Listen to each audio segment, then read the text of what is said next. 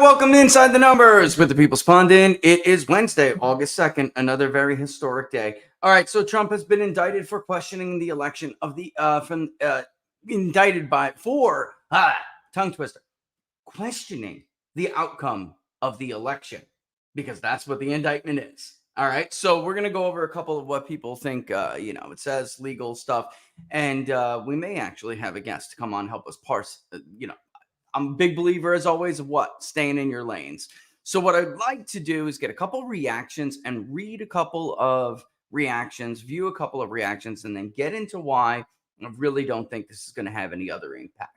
If the indictment was stronger, if it was something that made sense to people, if it didn't strike at the heart of two things. One, the First Amendment, which it does. And two, people want to pick their own leaders, folks. I really can't stress this enough. People want to pick their own leaders. They do not want a Department of Justice on such flimsy, ridiculous crap.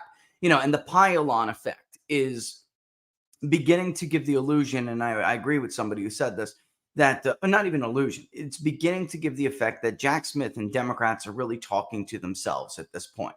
Now, Alvin Bragg's initial indictment was ridiculous. Everybody knew it. And then everyone knew that all of these other indictments were going to come, twisting the law, the Presidential Records Act. Now you have to gut the First Amendment to make this indictment stick. People already thought, a majority of the country already believes that all of this is politically motivated. I simply don't see that changing because of this indictment. This was a very weak indictment, but I'm not surprised. I've been telling you for over a year this is going to come, just as a pollster. When failed regimes begin to get challenged, this is what they do. And we've been living in a false sense of security for a long time because we are fortunate enough to live in the United States of America, but we are not exempt from history. We are not exempt from statecraft, from the realities of the international system, realpolitik, right? And we're not exempt from human civilization, what we've seen, the laws of nature and nature's God for thousands of years. We really are not any more special than any other nation on earth outside of what did separate us, which is what is at stake right now. All right, so we like to pick our leaders at the ballot box, not at the juror box. There's a lot that really does need to be addressed, and we just simply don't have time to do it on a single show. So we're going to have to talk about this over time. But I have some data I'd like to show you eventually. Maybe we'll do it Friday. You cannot get a fair trial as a Republican in the District of Columbia. On this issue, you have a majority of Americans nationally viewing this as politically motivated. And even when it was the heart of the January 6th committee and a lot of facts had not come out yet, you still had the country roughly split on whether or not this was really a protest that went awry, or, at this time when we had done this initial research for potential defendants, this was at a time when the country was still being told that cops were killed as a result of Donald Trump setting a crowd ablaze. We know all of this is patently false at this point. Yet still at that point, the country was about split. But in the District of Columbia, over 90% of the potential jury pool believed that this was an armed insurrection that cost human lives. This is how diluted that district is, and why people like Robert Barnes and myself, have been involved in a lot of high-profile cases in the last near decade. Robert, even before me, have been saying that we need a fix for this. You cannot run these political indictments. It used to be people would just go to Northern Virginia. Well, that's off limits at this point as well. Unfortunately, it's bled out into the suburbs of Northern Virginia, and I don't know what else to call it other than like a psychological or an ideologically possessed mindset where sadly, if you consume what is so-called mainstream media, you're the least informed group of people in our society. And then believe me, folks, I've seen it from Michael Brown and Trayvon Martin to tons of civil rights cases in Wisconsin. Kyle Rittenhouse, as you know, we did work for. This is, what do you mean? I read the New York Times every day. What do you mean? I watch MSNBC. Kyle Rittenhouse did not bring an illegal automatic weapon across state lines, like to shoot people. And it's just insane.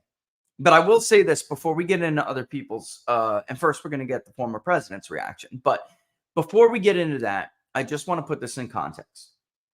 The Department of Justice that attempted to frame a leading presidential candidate did engage in an administrative coup to overturn an election result. That Department of Justice is prosecuting a former president for having the view that the election was rigged. Which I think now we're on YouTube, it doesn't matter anymore. We can just say it. Of course, the election was rigged. It was rigged in so many different ways. I don't think Republicans fully understand and grasp it yet. It was rigged in the sense that in 2016, when we asked people whether they were aware of the Hillary Clinton email, news reports surrounding Hillary Clinton's email and the misuse of classified information. By the way, she was the Secretary of State who destroyed evidence under congressional subpoena. She has no authority to classify or declassify any material whatsoever. There was 90% plus nationally in the battleground states of likely voters who knew that. And they all generally knew what was the content of those emails and what the situation was. The majority thought that she was wrong in what she did, a big majority. Fast forward to 2020, and less than 75% in the battleground states knew about the Hunter Biden, James Biden situation. And even among those, many of them were told by how many? 51, I don't even know, 41, 51 intelligence officers, officials, put their credibility out there in the news, that this was Russian disinformation, that Rudy Giuliani is pushing Russian disinformation. The Bidens did not get money from Ukraine. They did not take bribes from Romania and China. Well, now Rudy Giuliani has been completely vindicated. That Department of Justice is prosecuting the president's leading political opponent, who frankly, and this is the third and final segment, but I'll try to mix it all together. Even the New York Times, no matter how much Nate Cohen tries to spin it in his newsletter and how they reported it, which was so disconnected from the reality of what their poll showed, the New York Times knows they're staring at a Trump win. So we're going to get into this. But first, let's get the reaction from the president. Let's see what he had to say about all this. I'm always listen, no matter whether you support Trump or not, I myself am always surprised by the resolve this man has, the obstacles that he could face in his life. You don't know what it's like to have the federal government or state government, even for that matter, come after you and try to put you in jail. And in his case, for the rest of his life. Others of us know a little something about that. Donald Trump is now, learning what it's like to be the target of a regime. And yet he hasn't let it get him down. It's really something. Anyway, here's his statement. Then we'll get into a couple articles that I think are really worth reading. Is in a very dark place right now. But even after everything the deep state has done to me, I will never give up on America. Mark my words. In 2024, we will win back the White House. We will make America great again. I have no doubt about it. They come at me from left. They come at me from right. The rhinos, the communists, the Marxists, the fascists. We will not only survive, we will be stronger than ever before. We're fighting a fight like nobody ever thought possible, and we're winning. We won in 2016. We had a rigged election in 2020, but got more votes than any sitting president. We're going to win like never before, and we're going to make America great again. I can truly say, I believe, better than ever before. Thank you for all of your support and for all of your prayers. And he put out a statement that basically said very, very similar, which was, at the end of the day, I've never had support like this. Thank you so much for that support. And he sounds positive, which is really incredible considering what the man is facing. I mean, if you give him that. Again, he goes right into what he's been indicted for, saying, look, it was rigged. He just doesn't give a damn. And his lawyers say that they're going to relitigate everything if they want to go down this road. A judge is probably going to limit the scope of what they're going to be able to dive into. But I'll tell you what, folks, I'm not a lawyer. I got some go-to people, that I go to right, left. Everyone thinks this indictment is a total. I mean, if it wasn't so terrifying that somebody like Jack Smith would be so corrupt and stupid and dangerous, if it wasn't so dangerous for somebody like Jack Smith to do this, then it would be a joke, but it's not a joke. So two things real quick I'll say because of some of the comments I already seen. When it comes to the primary, why do you think this isn't going to hurt him, Rich? I mean, he's already been indicted. I've said this before. I'll say it again. This has gotten to the point of beyond ludicrous. He's already been indicted more than John Gotti, the head of the most powerful crime family in New York, was indicted before when they finally got him. And in some cases, they're trying to make these crimes out to be worse than somebody like John Gotti's. That's how ludicrous. And still, his support has not waned. Something about human nature, it's way beyond politics, folks. Donald Trump stood up for them. They're not going to abandon him now. That's the Republican side of this. From the general election side of this, I stand by this. They're making him identifiable to people in our society that do not vote Republican and would probably never have voted for Trump in any other given circumstances. They know what it's like. And I'm talking about minorities here, even urban minorities. They know what it's like to be persecuted by a system. And then, generally speaking, about the American electorate overall, they love an underdog. They love the underdog story. And he already had this comeback underdog story under his belt before any of this happened. Biden took over. He's got a million I told you so's. I told you he would wreck the international system. I told you gas would go through the roof. I told you he'd end fracking. I told you we wouldn't be energy independent. I told you he'd destroy the economy. I told you the service sector economy would be back. I told you wage growth would be down. And real wage growth is down. I told you. And they're feeling this, which no doubt will lead to, though, a greater separation in society because, as RFK has done a very good job talking about, there is still this very upper class part of our society, this upper crust urban liberal that makes a lot of money, credentialed, that for them, this is a very soft, cushy form of socialism that makes them feel good about who they are, but doesn't have to deal with the consequence. Meanwhile, the people they long relied on to be their constituents are dealing with the consequences. Like the rapes, the beatings, the robberies, the assaults, the murders from the migrant crisis in Chicago and New York and all over the country, which we talked a little bit about on, quite frankly, yesterday. But at the end of the day, lawyers can make this the case they want to make it in court to defend their client, but publicly, at a public level, this should be about this. DOJ indictment of Trump is a declaration of war against American voters. This is by John Daniel Davidson on the Federalist. Let's read it. It's not about Trump.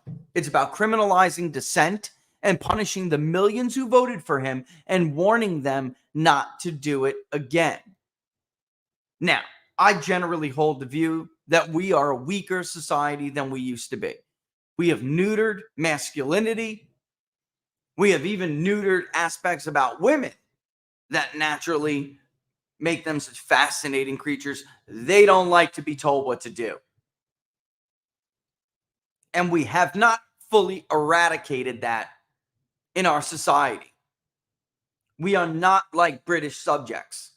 We are not like French subjects.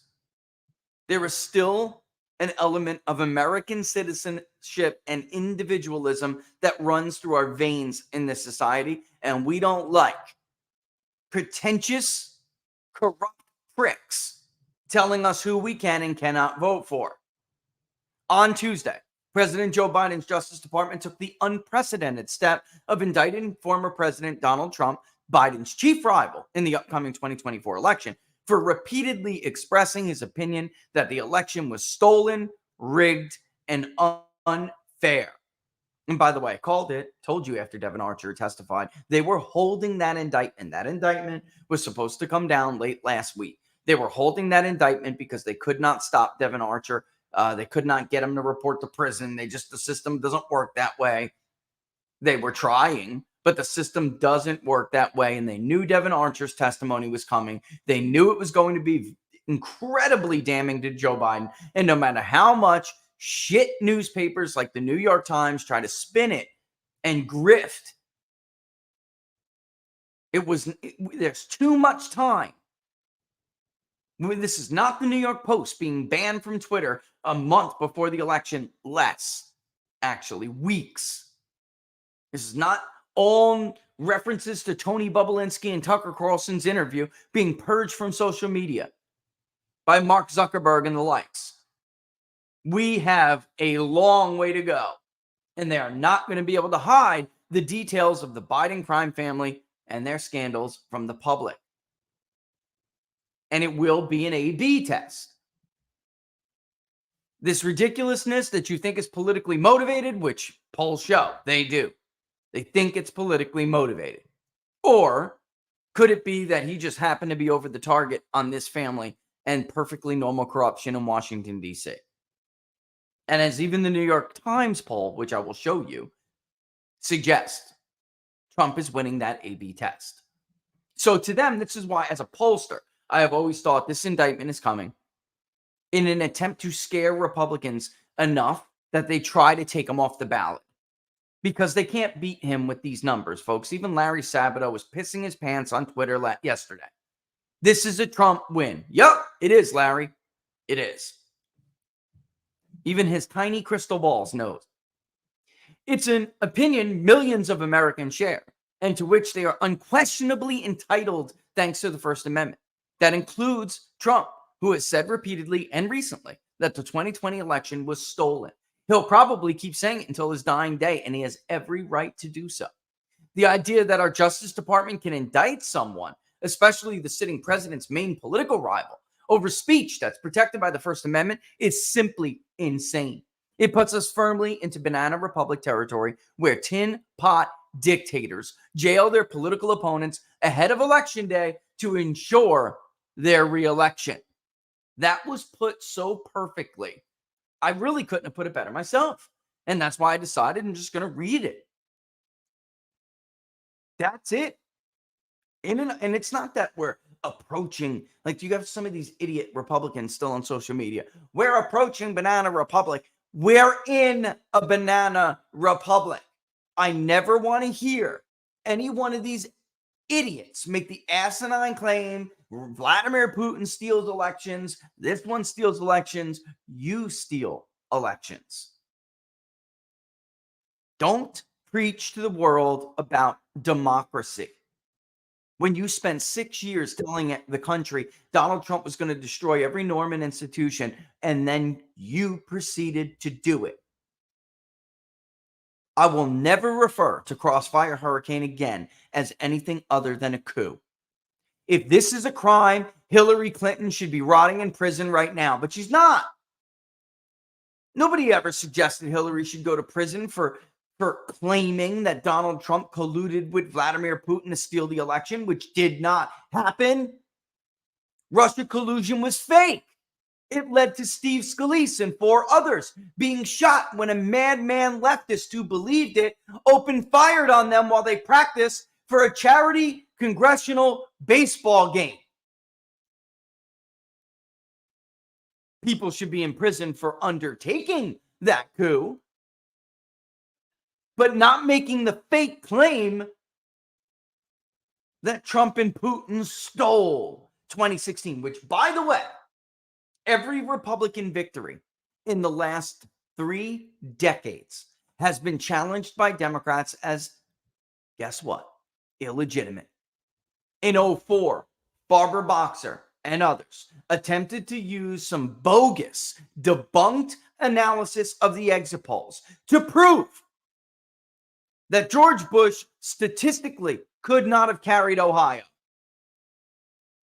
Before that, even though the Washington Post spent millions of dollars only to prove that George Bush actually won Florida by a greater margin than the actual result, they called George Bush illegitimate for years, They tried to challenge the election. When Trump won in 2016, they didn't only use Crossfire Hurricane. There was an entire PSO, a public service announcement with celebrities from Better Call Saul to the next idiot claiming that the election was illegitimate and begging the electors from the Electoral College to vote their conscience, not for the legitimate, duly elected president. It was their right to be morons and to think that the New York Times and the Washington Post and CNN and MSNBC was telling them the truth. It was the right of Better Call Saul to be a stupid, ignorant ass and think that that's actually even possible for a candidate in a foreign power to rig voting machines all over the country. Not on the Republican side. It's their right. Nobody should be put in jail for it. It was not the right of this Justice Department to ignore the will of the sovereign voter and engage in a coup to subvert a duly elected president's government. That, ladies and gentlemen, is sedition.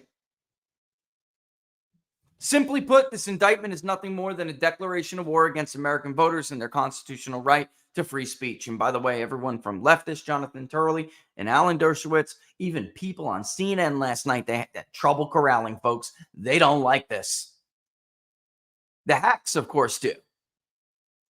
But anyone intellectually honest knows this is a direct attack on the First Amendment. All the way to the right, like Robert Barnes. They all say the same. As Jonathan Turley noted on Twitter, if you take a red pen to all of the material presumptively protected by the First Amendment, you can reduce much of the indictment to haiku. Consider what's alleged and what isn't. And by the way, the indictment is filled with disinformation. Misinformation, not disinformation. The indictment is filled with misinformation, what we know to be bogus, talking points, etc., etc. Let's take what was alleged by DOJ Special Counsel Jack Smith, who, let's not forget, was once rebuked by an unanimous Supreme Court after he tried to put a GOP governor in prison during the Obama administration. Someone, by the way, they were actually afraid of to run for president. We're talking about Bob McDonnell. And his good buddy, Andrew Weissman, who seems to know every detail about his indictments before they become public, also knows what it's like to be unanimously rebuked by the Supreme Court for prosecutorial misconduct. That's who's prosecuting and persecuting the 45th president of the United States, the likely 47th president of the United States. It's hard to get a unanimous rebuke, ladies and gentlemen, by the Supreme Court. Even our court is ideologically corrupt and blind at some times. It's sad to say, but it's true. We all know it. When you even have leftists like Ruth Bader Ginsburg striking you down, you went too far. And Laura Ingraham last night said if Jack Smith was ever a credible prosecutor, he was never a credible prosecutor. Do a freaking Google search, for crying out loud. The charges against Trump do not include incitement to violence on January 6th. You might be surprised to hear that after Smith's hyperbolic press conference Tuesday, which, by the way, mirrored exactly what Andrew Weissman said he would say, in which he went on and on about the January 6th Capitol riot and how horrible it was. It was an attack on our Capitol and our government. Instead, the charges are that Trump committed conspiracy to obstruct an official proceeding, obstruction of an attempt to obstruct an official proceeding, and conspiracy against rights. Sounds scary. But what it amounts to is the criminalization of opinions with which Jack Smith and the Biden Justice Department happen to disagree. And I actually disagree a little bit with that. It's a disagreement of what they want people to believe. I don't think Jack Smith believes this himself. He's a crook. Crucial, just like, by the way, I don't believe Andrew Weissman accidentally misled the jury in the Arthur Anderson case. Just like I don't believe Jack Smith really thought that John Edwards committed some grave offense by having that payment to hush the affair when his wife was dying of cancer. It's like I don't believe Jack Smith really thought Bob McDonnell was taking bribes. He's a crook, trying to destroy the political enemies of the system. Crucially, Smith's indictment alleges that Trump's claims about the 2020 election were false and that he knew they were false. As evidence, Smith cites a bunch of Trump officials and federal bureaucracies that told him there was no evidence of widespread election fraud. He even cites the infamous Department of Homeland Security, Cybersecurity and Infrastructure Security Agency, which we now know, thanks to the Twitter files, directly interfered in the 2020 election by censoring Americans by proxy. I have to say something because as I'm reading some of what this indictment had, I'm thinking back to after the 2020 election, and none of the interactions I ever had with anyone in the president's circle or anyone who spoke directly to the president, Robert Barnes spoke directly to the president, we all heard the same thing. I just want to know if it was stolen. I just want to know. Robert said, and I could pretty much quote this verbatim, Mr. President, if they don't let us check the signatures, then you know it was stolen. And he was like, I don't want to believe that the country would elect somebody like that. So obviously, I think there's something wrong here. But I want to get down to the bottom of this. And by the way, that's how Matt Braynard approached it as well when he was doing work directly for them. Nobody ever said and came to the conclusion and then went out from there. They were like, let me see what you have in Michigan. What led them to believe Michigan was stolen was Jocelyn Benson's refusal to give us the absentee ballot affidavit copies, which they're supposed to hold on file by law for at least 2 years after an election. When we discovered tons of change of address ballots, we wanted proof that those people, because you have to sign your name by penalty of perjury, folks. I'm no longer at this address. Please send my ballot here, and I am still an eligible voter. Here's why. What we were finding was that those people were no longer there. And when you called the household, it was like, dude, that guy is like living in Idaho for like 14 years. He's not even an active voter. Directly interfered, blah, blah, blah, blah, blah. Oh, by the way, like he points in this report, the Infrastructure Security Agency, the DHS's Cyber Security and Infrastructure Security Agency report, actually, thanks to the Twitter files, we know they interfered in the elections themselves by censoring Americans. Information they didn't want up that was pro-Trump, they took, they targeted. People were removed. I was removed after 2020 election. Wasn't for Tucker Carlson, I wouldn't be on Twitter right now. I was removed. Why? We were about to release the report on Michigan.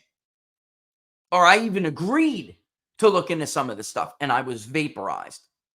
Never said anything crazy. The day it happened, I was sitting in front of the television with my children, and I got a bunch of text messages. Steve Bannon, you're a legend, bro. Jack Posobiec, dude, they vaporized you. Yet, despite the likes of CISA telling him otherwise, Trump kept claiming the election was stolen, so he must have been lying. Or so goes the reasoning here. I know you're probably thinking this can't be real, that no one would be so stupid as to hang charges on the idea that Trump secretly believed he'd lost the election because a bunch of deep state officials told him so, but lied about it in the hopes of pulling off a grand conspiracy. But it doesn't matter. Whether Trump knew he lost the election and lied about it is a political matter, not a legal one. It's precisely the kind of thing that can only be settled by voters, not by DOJ thugs in the Biden administration. Think of it this way. If Smith can indict Trump for speaking out about elections, for arguing that it was stolen or rigged, then rest assured the DOJ under Biden could indict every one of the millions of Americans who agree with Trump about 2020 and have said so publicly. Hell, Smith could publicly indict me for writing this article, and especially this one, which he links to another one talking about shenanigans. This is And by the way, I got to just read this paragraph real quick because I told you all the truth from the beginning. I told you over a year ago this exact indictment was coming. And by the way, Julie Kelly deserves so much praise. I remember over a year ago on her show, us hatching out exactly how this was going to go. But I also told you some other things that many of you thought were unpleasant. One, for instance, that some politicians on the Republican side that you may respect, you may remember me saying this before I even mentioned his name. And of course, now I'm talking about Governor Ron DeSantis. Not only want the DOJ to imprison Trump, their entire campaign strategy was surrounded by the predicate it would. So before we get into Turley and others, whenever Daniel's ready, Laura, we'll bring him on because I want to get into some of the law of this as he has started to get into some of the law. I thought Laura Ingraham did a fantastic job on this. Also with Turley, but we can read all that later with Daniel. Daniel's ready, then I'd like to bring him on. Yeah, all right, let's do this. All right, so ladies and gentlemen, Daniel Street, thank you so much, man, for coming on short notice. I was just like, I'm going to have time. Let's bring a legal expert on to talk about what they see. Because, again, I'm a big believer in staying in my own lane, Daniel.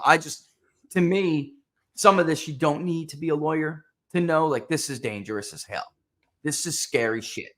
This is way worse than Alvin Bragg's joke of an indictment. This is what, Daniel, this one should scare 340 million Americans to death.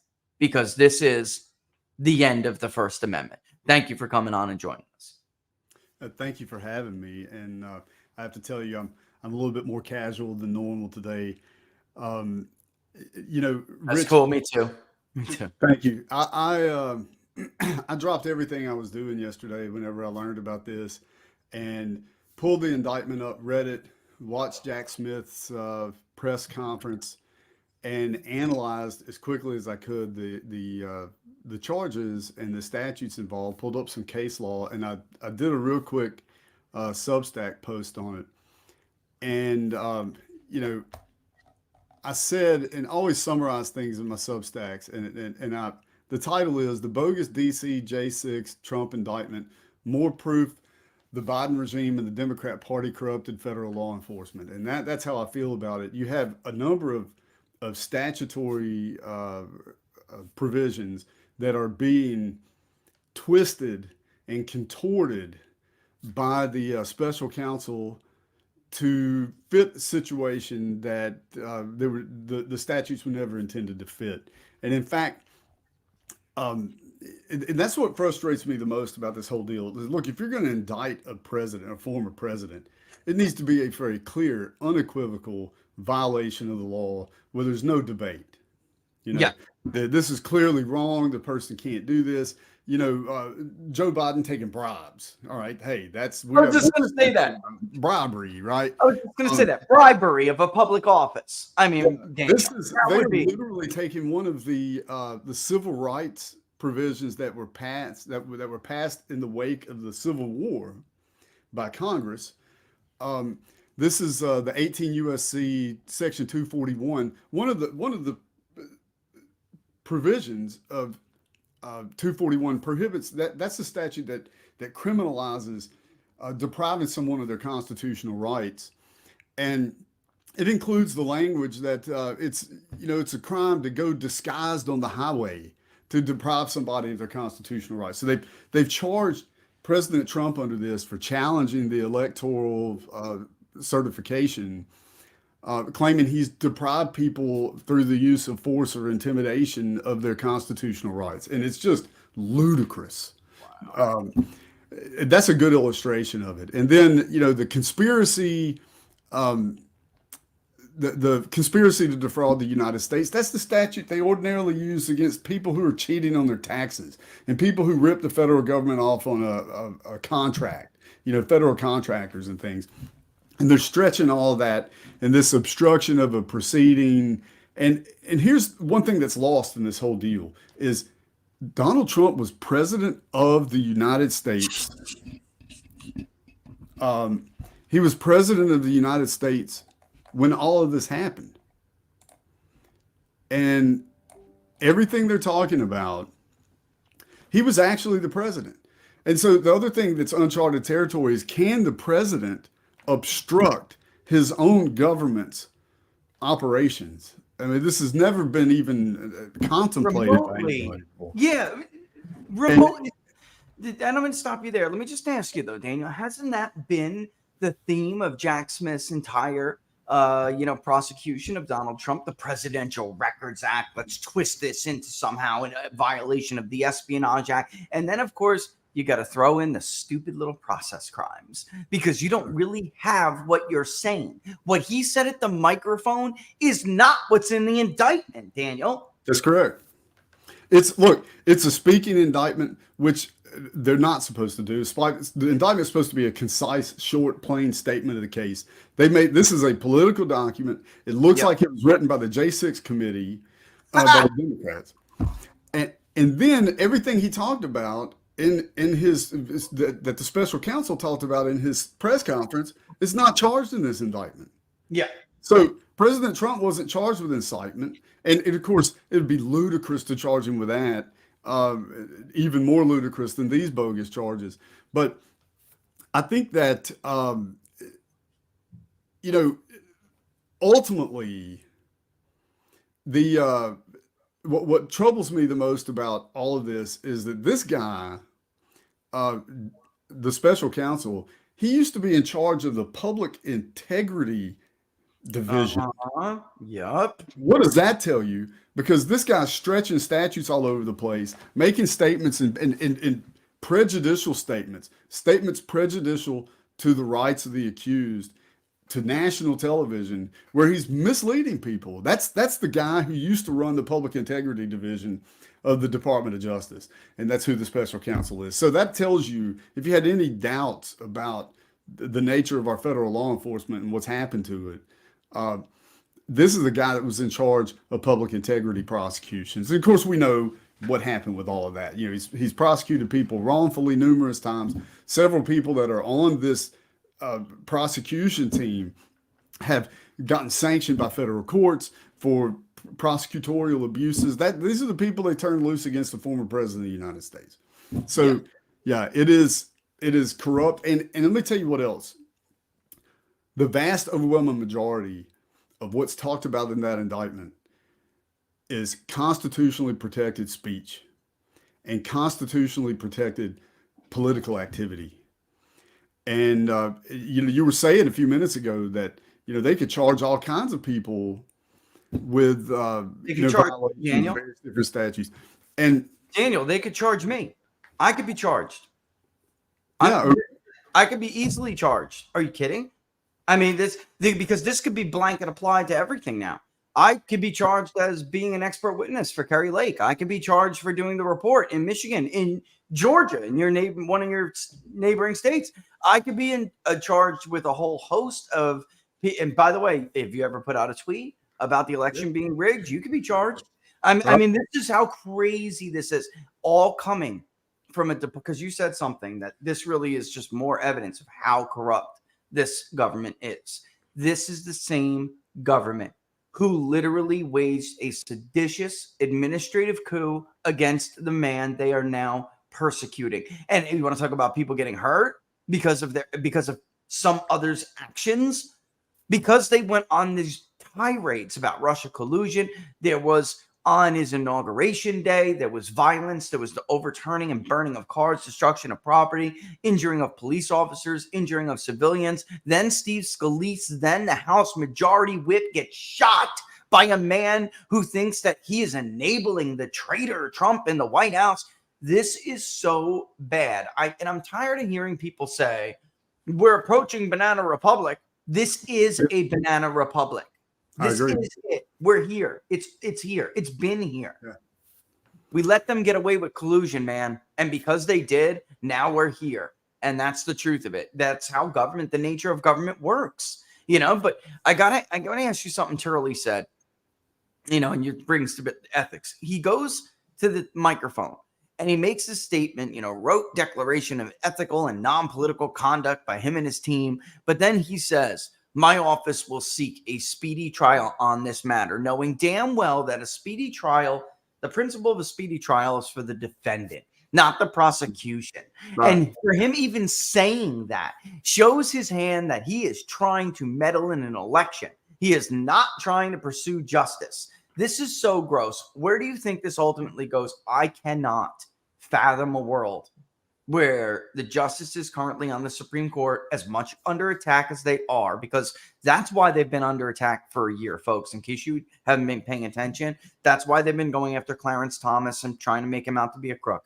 That's why they've been going against Alito. That's why, and by the way, Kavanaugh knows better than anybody what these people are capable of. They don't like you. They'll just accuse you of being a serial gang rapist, all right, without evidence whatsoever. Everyone knows that. Still, man, Daniel, I cannot imagine the Supreme Court lets this slide. I can't. I just can't. I don't know. What do you think about this? Where's your take? What's your take on this? And then tell everybody side of what they can expect with the process, because obviously he wants to get this on the books as fast as possible. But what's the process? First, my expectation is once this case gets in front of the Supreme Court, that it will be either utterly just dismissed completely or gutted down to nothing. All right, that's number one.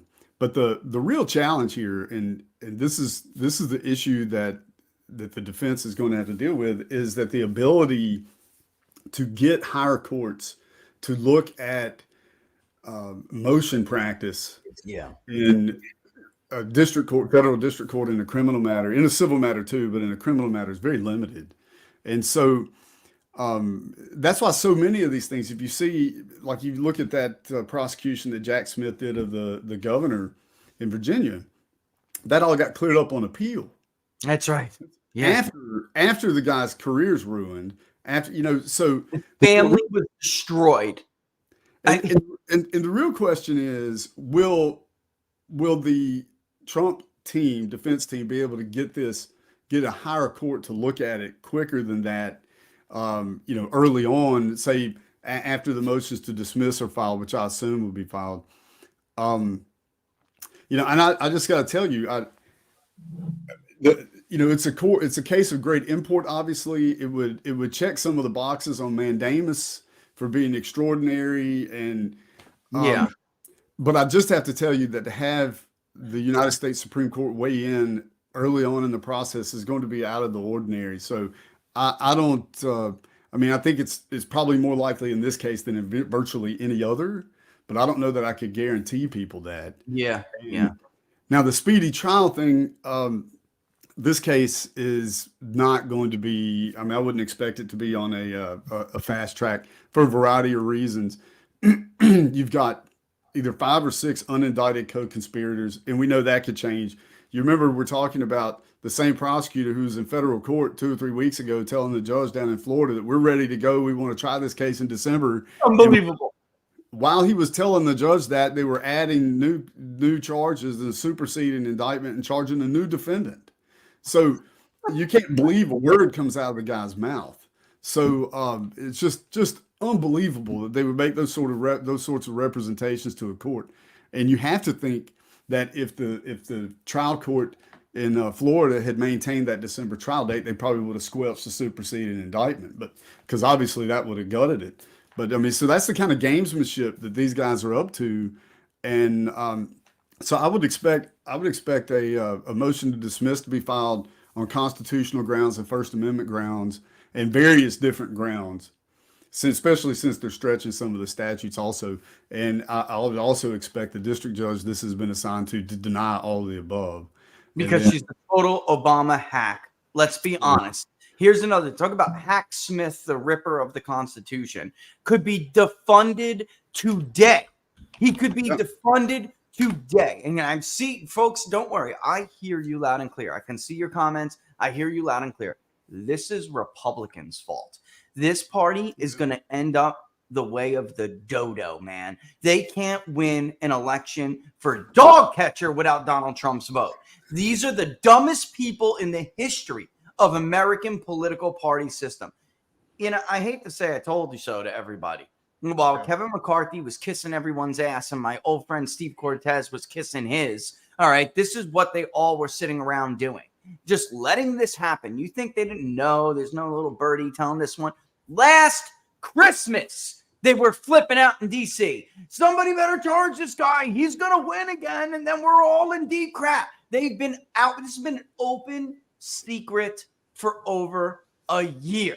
I'm so sick of these people pretending as if nobody saw this coming, Daniel, right? I mean, you and Mike Davis were on the show the day Alvin Bragg came down with the indictment. Both of you said they better get going with defunding, playing their own lawfare, because otherwise this is where we're headed. Well, here we are. And look what happens. Look what's happened so far. You've got, like you just mentioned, Alvin Bragg, Manhattan DA's indictment in New York. You have the Florida, the classified document case that doesn't charge President Trump with any classified document violations in Florida. You've got this indictment in D.C. You've got the one that's coming in all probability from Fannie Willis, the DA. I mean, we've got these rogue Democrat DAs going. Just these are crazy charges, and so I expect more of the same in the next 2 weeks. I think they have a 3-week window in order to decide what they're going to do and actually bring charges in Atlanta for the Fulton County DA. She's told everybody she's charging President Trump, so I don't see why. You saw that grand juror they had on the last grand jury. She would have indicted anybody to the right of Mao Zedong. So, but it goes beyond that, because we even have Michigan, in the state of Michigan, you have the dueling electors were indicted in Michigan, and the attorney general, the Republican attorney general candidate, Matt, I don't know how to pronounce his last name, honestly, DePerno,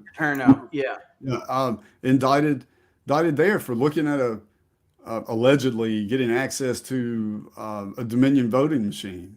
So, and on the Republican side, what are the Republicans doing? I mean, really, every elected Republican in any substantial office in the whole country needs to be screaming bloody murder and doing everything they can to obstruct every last thing that the Democrats in this country are trying to do, no matter where they are. But let's be serious, Daniel. They're not doing that because they chose DeSantis over a year ago to be a replacement candidate. This is what, folks, I mean, people are like, Rich, how do you know this stuff? Because donors don't trust everyone. They'll tell you everything if they believe you. If they have trust in you, they're looking for a return on investment. So every time Team DeSantis had their fake pollster make, a pitch to them on a Zoom call or met in person, half of them pick up the phone and call me and tell me exactly what they said. This has been the plan for well over a year. He can get some of the MAGA vote.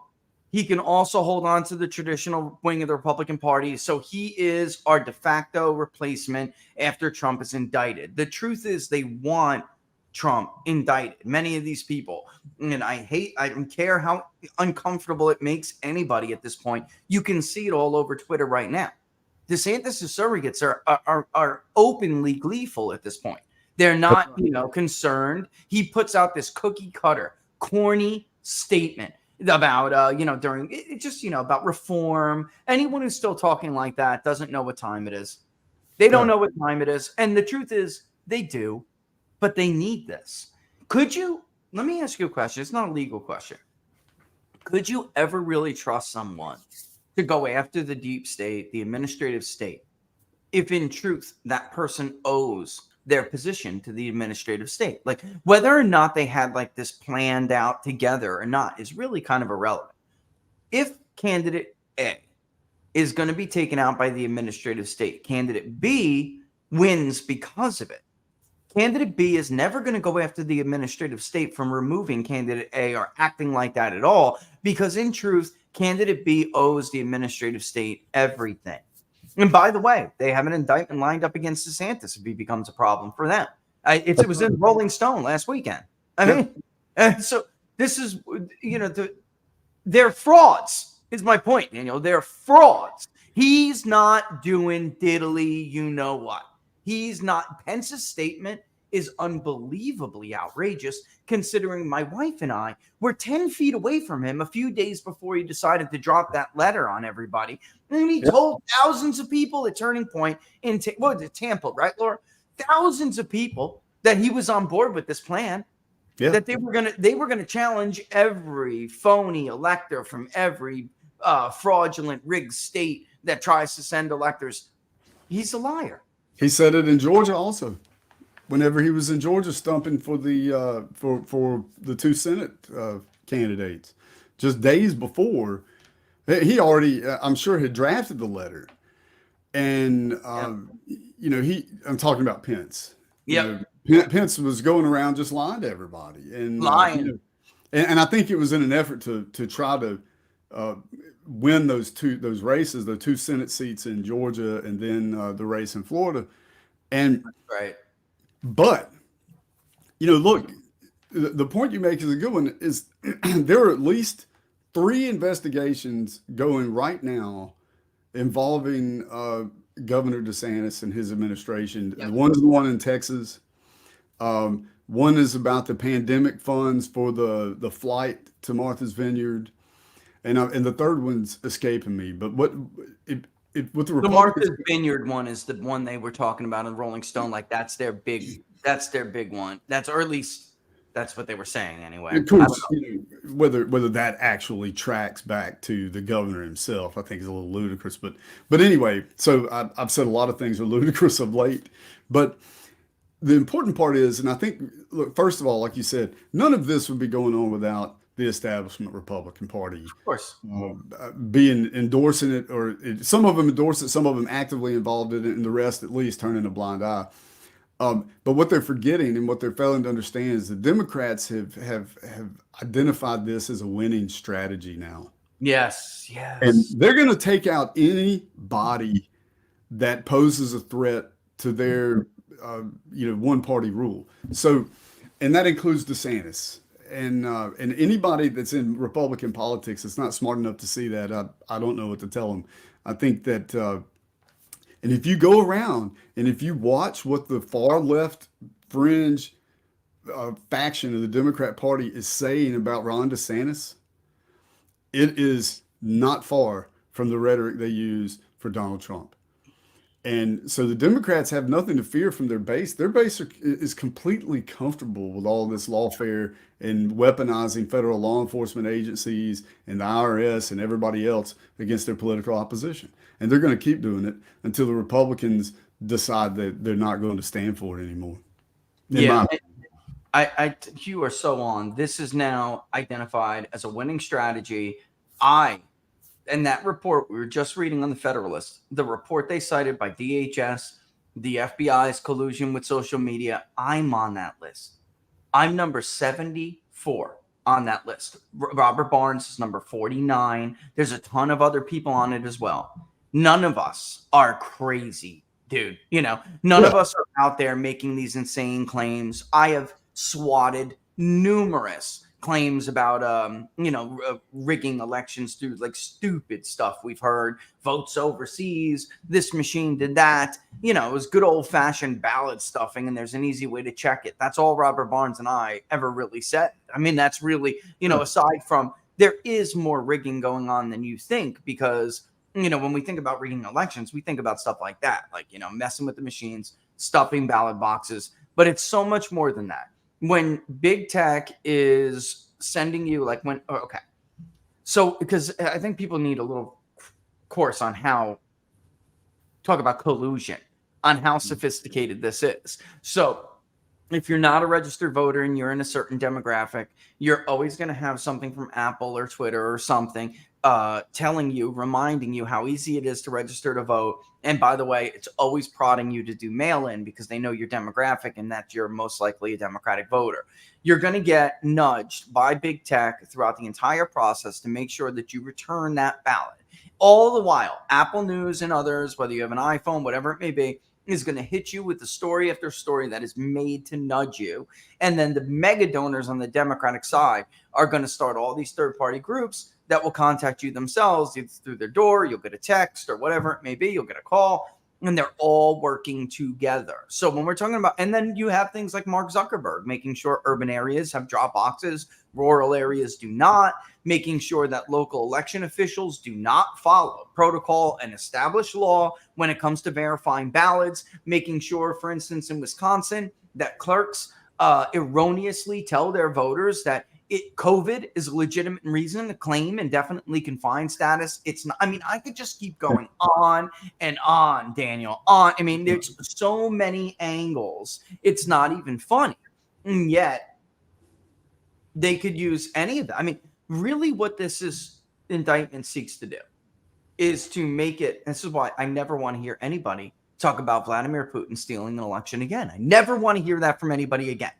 This is criminalizing your ability to question the legitimacy of an election.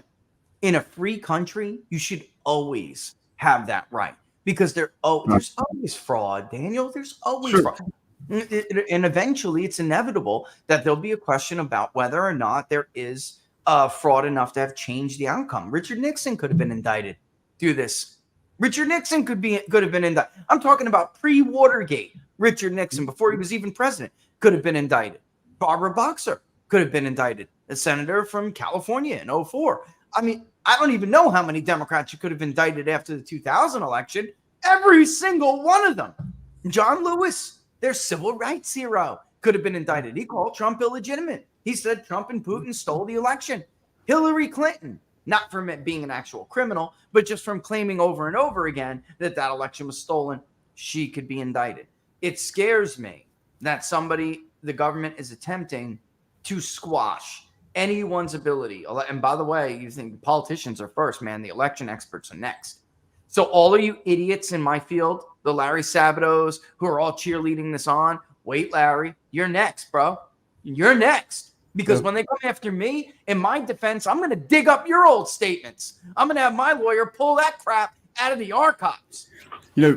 And Rich, if you go back and look at what happened in 2016 with the Democrats after President Trump won the election, various different factions within the party and within the left generally concocted these schemes to try to convince, I think, a reasonable case in some instances could be made that it was bribery to get electors to vote against, faithless electors, to get them to vote against the way their state cast their votes. That's definitely chargeable. That's probably chargeable even before this indictment. It's absolutely positively chargeable if this indictment is able to hold up. In 1960, you were talking about President Nixon. There were dueling electors in the state of Hawaii that were submitted to Congress. And if this indictment holds up, then anybody that had anything to do with that would have been subject to indictment under the same statutes. All of the statutes existed in 1960 in the same, basically the same context or content that they bear now. And so I don't think the GOP establishment, and particularly the what I call, if I may borrow from some other people, the uniparty people on the Republican side, they don't realize how the ramifications of this and how far all of this could potentially reach. If they did, the editors at the Washington Post for pushing the faithless electors thing, they pushed it. We did an entire series on People's Pundit Daily about the faithless electors attempt or agenda, which included the media, Hollywood, and then the actual electors that were there was one in Texas, a Republican that was signed on to do it. And how that actually, here's the funny thing. You know how that series ended, Daniel, with Hillary Clinton setting a 104-year record for the most faithless electors. Right. It actually boomeranged against her. Totally backfired. Speaking of Hillary, I don't know how much longer I got you. We got to take a commercial break. But speaking of Hillary, let me just run this. I can't run it all because it'll take 10% of the show.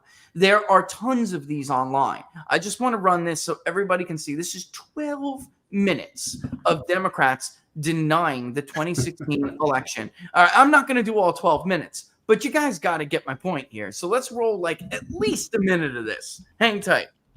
Pain. You can even become the nominee, and you can have the election stolen from you. How can you win with Russian interference, though? That's the That's real what I'm thing. scared about in 2020. But rightly. Because I think he's an illegitimate president that didn't really win. So how do you fight against that in 2020? Go get him. He's an illegitimate president in my mind. Could you be my vice presidential candidate? Folks, look, I absolutely agree. Trump didn't actually win the election in 2016. He lost the election, and he was put into office because the Russians interfered. Trump knows he's an illegitimate president. The president-elect, although legally elected, is not legitimate. I don't see this president-elect as a legitimate president. You said you believe that Russia's interference altered the outcome of the election. I do. We have a president who, if in fact it is proven, has been assisted by the Russians and may in fact not be a legitimate president. The one thing that Trump is fearful of when it comes to his being president is that finally we will see how illegitimate his victory actually was. I have an objection. I object to the 15 votes from the state of North Carolina. I object because people are horrified. He's an illegitimate president. Do you believe Trump is a legitimate president? Let me just stop. Let me just stop and just explain to everybody what they just saw. They saw a Democrat congresswoman from the state of Texas object to the electors of North Carolina. Yep. He won North Carolina by 4 points, Daniel. 4 points. And Rich, the point I always try to make when we start talking about the Democrats that denied President Trump won the election fair and square, they made all those claims. All those claims about Trump being illegitimate, that he didn't win fair and square, all based off of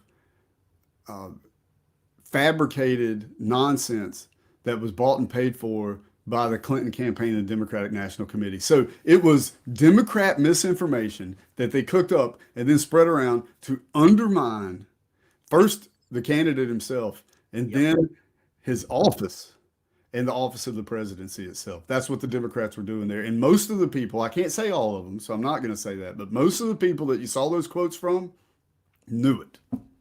Yeah, Certainly Clinton knew it. Raskin knew it, or probably the top. Now, some of those lower level people, maybe not, but the big players in the party undoubtedly knew. Yeah, they knew that the Steele dossier was paid for, made up by, and paid for by the Clintons and the Democratic Party. So that's what makes it even more dastardly. It'd be one thing if they were just misinformed by the fake news media, but they're the ones who created the story. So these people, and that's why you got to consider all those things when you start looking at these indictments, because these people do not care how much they undermine our institutions, and they don't care how much they undermine the rule of law, the Constitution, or anything else. They only care about accumulating and maintaining power. So well put, and not too many more people would know this, not only because of your your knowledge of the law, your expertise on the law, Daniel, but for those who are watching and don't know, you have written, and tell people the website, you have written a series of books about fake news in general, a lot of it dealing with Russia collusion. Especially in that first book, it's like you forget how many of these stories there were until you read Daniel's books. And then I love your books because, man, you really approach it like a lawyer would approach it. I mean, you're using a fact pattern. This is when these claims were made. Here's the stories that supported them. Here's where they fell apart. And yet so many of them are still echoed today. But still people still talk about it. Well, the three books are over. Look, I've got it over the wrong shoulder. 3 books are over my left shoulder. There they are. Yeah. And I actually wrote a 4th book recently that goes beyond Trump. The first were about fake news exposed about Trump and just misinformation and propaganda about Trump. And the new book is about everything. Fake news about conservatives and immigration and gun control and Trump and DeSantis and everything you can think of. And so, that's for me, what's the most frustrating aspect of all of this is that this has been one orchestrated misinformation campaign for the last 7.5 years now. And you still got the fake news media, carrying the water for the Democrats. I think a lot of the fake news media reporting should be reported as in-kind campaign contributions to the Democrats, really. I totally agree. I've always thought that what they're doing is actually like, folks, what we're talking about is, for instance, I'm a pollster. I can't just because I like a candidate or I agree with this candidate, do a poll for them for nothing, right? So I'm not getting paid for my services. I'm doing it because I just like that candidate. I want to help them. And then, to make it even more of a comparable example, Daniel, I'd have to like lie about the results of the poll and, ask questions in a certain way that helps that candidate to give them some kind of a benefit. That is what big tech, what big media, and now big government, that is what these institutions are doing. They're committing in-kind campaign violation, in-kind campaign contribution violations. And, if it was me, I'm going to get in trouble. I mean, there's no doubt. I mean, I'm going to hear about it. If it was, if it's you, if it's anybody. But the media is beyond bias at this point. We've moved beyond bias when the New York Times tells you for 4 years that Joe Biden, there's no evidence Joe Biden ever had contact with any of his son's business associates. And then obviously Devin Archer blows that up as if Tony Bobulinski didn't blow it up too. But Devin Archer on Monday blows it up, and they write in their report about the testimony that it has been known for years that he frequently had talked to his business associates. That's not bias anymore. That is an in-kind campaign contribution. And folks, you should go DanielRStreet.com. I've got every single one of them. They're fantastic. I mean, you see so many of these books, from people in media, and I'll be honest with you, they suck. These are actual accounts that take you through the timeline. It's a prosecution. I don't know how else to put it, but you can't deny what they've done after you read Daniel's books. And by the way, he's going to see stuff, even if you're an avid news consumer like I am, he's going to see stuff you didn't see. And he's going to you're going to flip through the pages and go, "Oh my God, that's right. I forgot about that one." And it's so bad, you'll never trust a knee-jerk headline again, because you shouldn't. You'd be an idiot.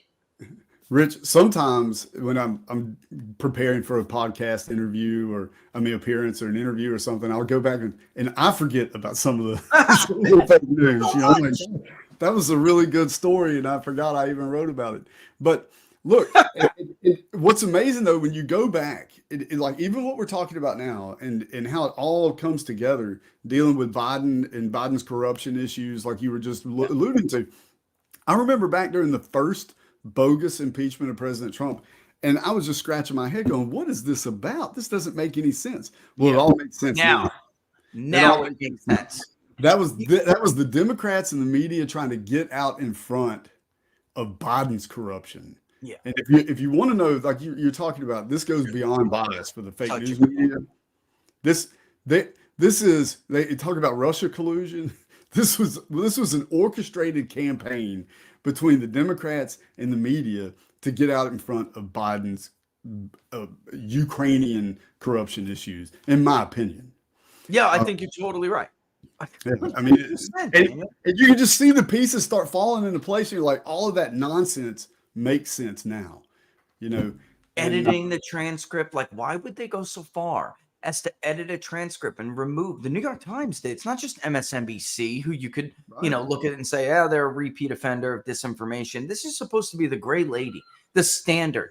And they edited 500 words out of the transcript to make it sound like Trump asked Zelensky something he did not.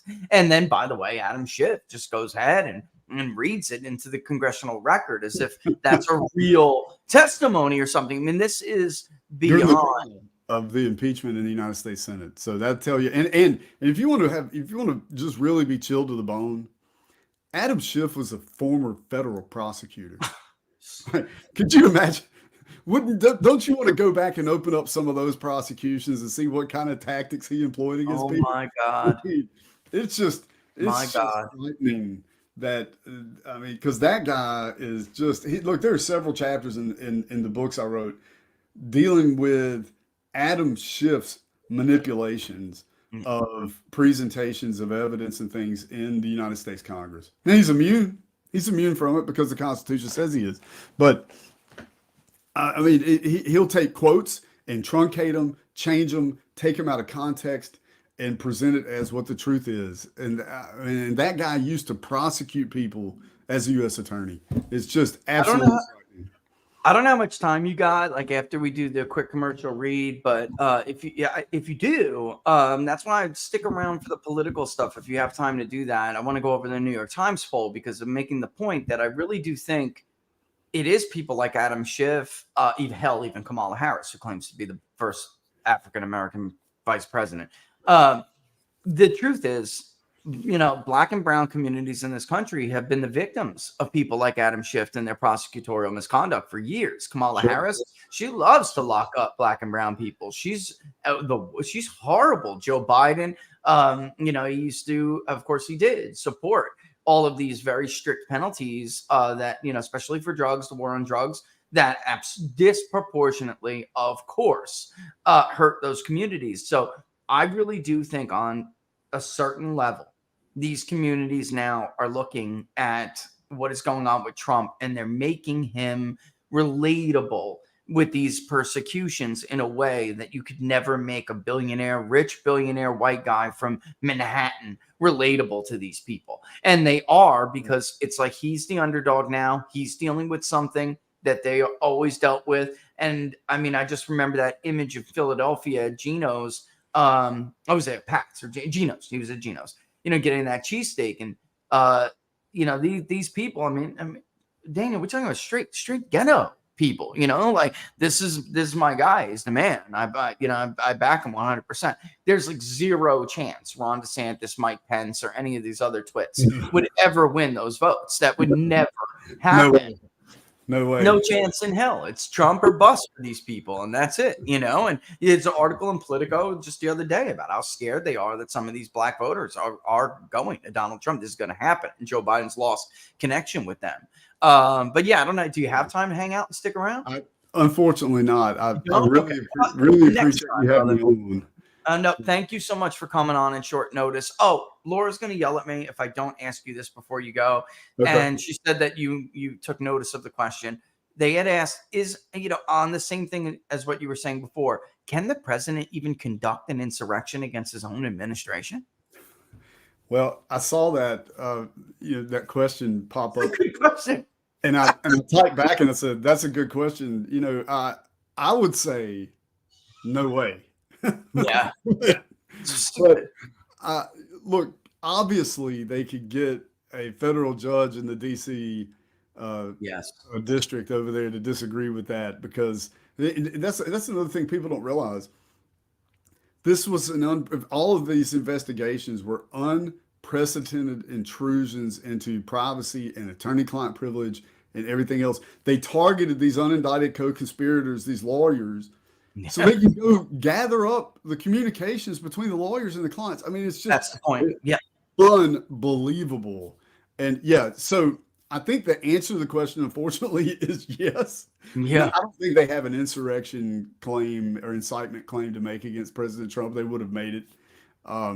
There's some speculation now. Julie Kelly, who I respect very much and has been very on top of all of this. Yes. Greatness. She thinks they're going to have a superseding indictment and charge Trump with the seditious conspiracy charge.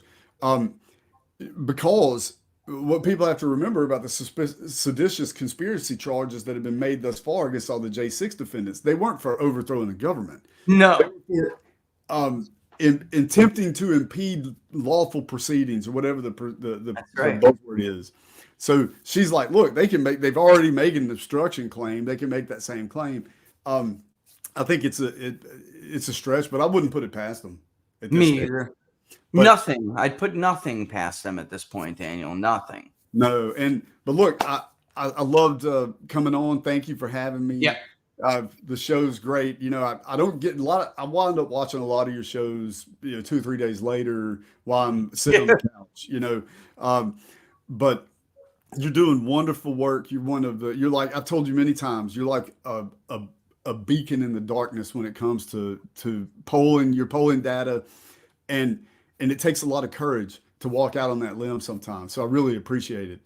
And, man, that means a lot, Daniel, especially coming from you, because, I have to, reciprocate with that, because I'm telling people, really, you got to go to the website, danielrstreet.com, get the books. I mean, your world will change. I mean, if you still think you have some, if you're not convinced at this point, this is the allegory of the cave, you will be after you read Daniel's books, and you'll wise up. It's another level. So coming from you, it's a great compliment. Thank you. I appreciate that. Thank you very much. And thanks for having me on. And all the best, Daniel. Daniel Street, ladies and gentlemen. Listen, go check it out. I'm not even kidding. Those books are great. I sense another one is coming. I sense number 5 is coming, and it's going to be, in connection to what we were just talking about. Well, maybe not. We'll see what he does, but they're all fantastic. One's even about polling a little bit more, just like lies about elections, and at hindsight, how could you justify a 17-point lead in Wisconsin? How could that even be possible? And then the coverage of it, which I'm not going to go all over the New York Times coverage, but it's exactly like way beyond. They just did it the other day. They put out a poll that shows a 9-point swing. First of all, they overstated Joe Biden's support by 5 points nationally. And they overstated his support by 5 points. They also had, even if you're just doing apples to apples, this being a 9-point shift. Then they twist what their poll says in the article they wrote about the findings of their poll. And they focus all on these independents and Republicans that voted against Trump in 2020 and will have no choice but to stick with it, Biden in 24 because he's such a criminal. But when you look in the poll, that's actually not what it says. And we're going to talk about that when we come back. All right.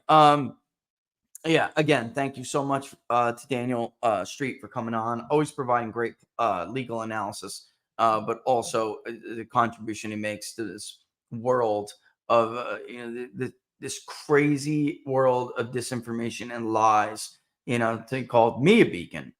His books are fantastic. They have been a beacon of truth. All right, let's go real quick to our break. And when we come back, we will go over that in the New York Times. So also, I'm going to start to shame the shit out of people who are doing the polling disinformation and misinformation online.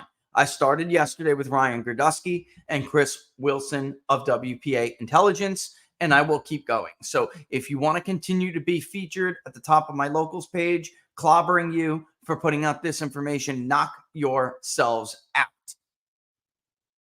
Because I think it's a wonderful addition to my locals community. I'm getting tired of this. I got my name from going after left-wing pollsters and pundits who allowed their bias to cloud their judgment, put out garbage. I got my name from criticizing them and being more accurate. It would be absolutely hypocritical of me to ignore the disinformation that you are seeing from the right about polling this cycle because they don't like Trump. All from like 10% of the Republican electorate, well-funded, and they're really making an impact with a lot because I see these lies repeated time and time, day after day, and it's time to go after them for it. And we're going to start with them when we go over with the New York Times poll. And by all means, I don't like punching down, but if you're pushing disinformation about polling to the point where I think it's significantly spreading lies and stupidity, you're adding to the ignorance of society. I'm coming after you, and I'm coming after you hard. That's a warning. Let's go to a commercial. Then Laura kills my commercial. Do my job. Is your family protected? Laura and I's are. Authorities do fear that extremists are targeting the U.S. power grid. Our authorities are too busy persecuting their political enemies to care about it.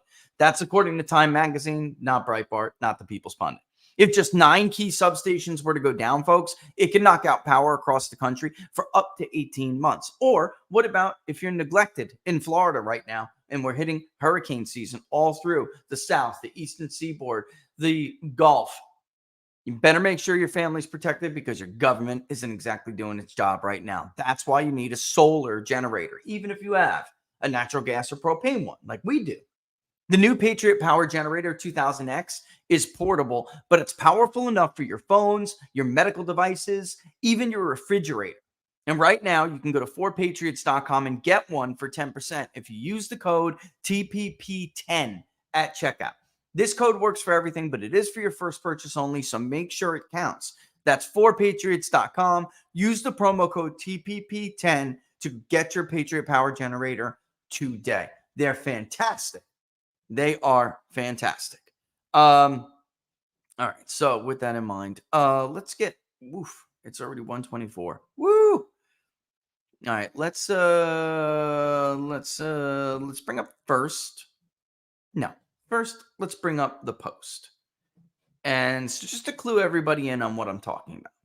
Then we'll look at the New York Times poll. And I'll just go after the New York Times and all the pushers of disinformation all at once. Because it's amazing. The New York Times story doesn't convey the actual result of the poll. And then because they did that, and they didn't explain the significance of their poll, you had all of these people making stupid comments and stupid claims that aren't even true.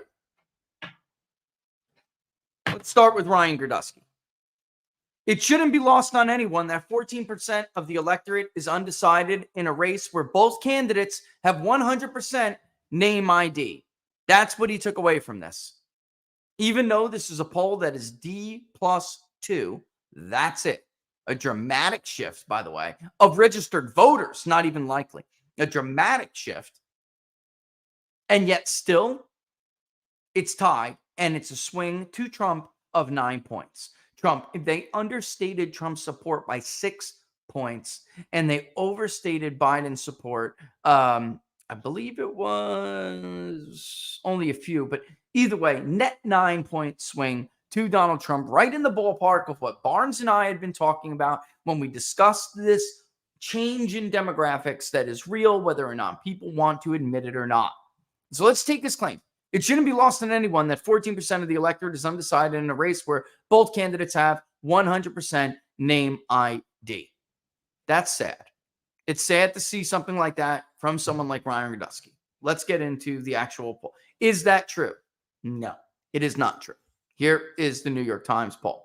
And while we're up and we have this up, we'll take a look at a bunch of stuff. I know it's a little difficult for everybody to see. I can't zoom in anymore. Otherwise, it'll just go crazy off the page. Bear with me and I'll give you the numbers myself.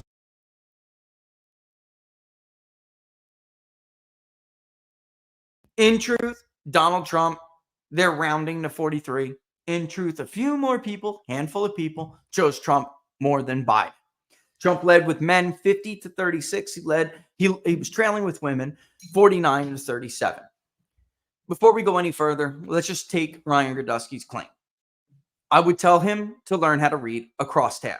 14% are not undecided. 4% are undecided. Not going to vote is 6%. By the way, where's the DeSantis crosstab?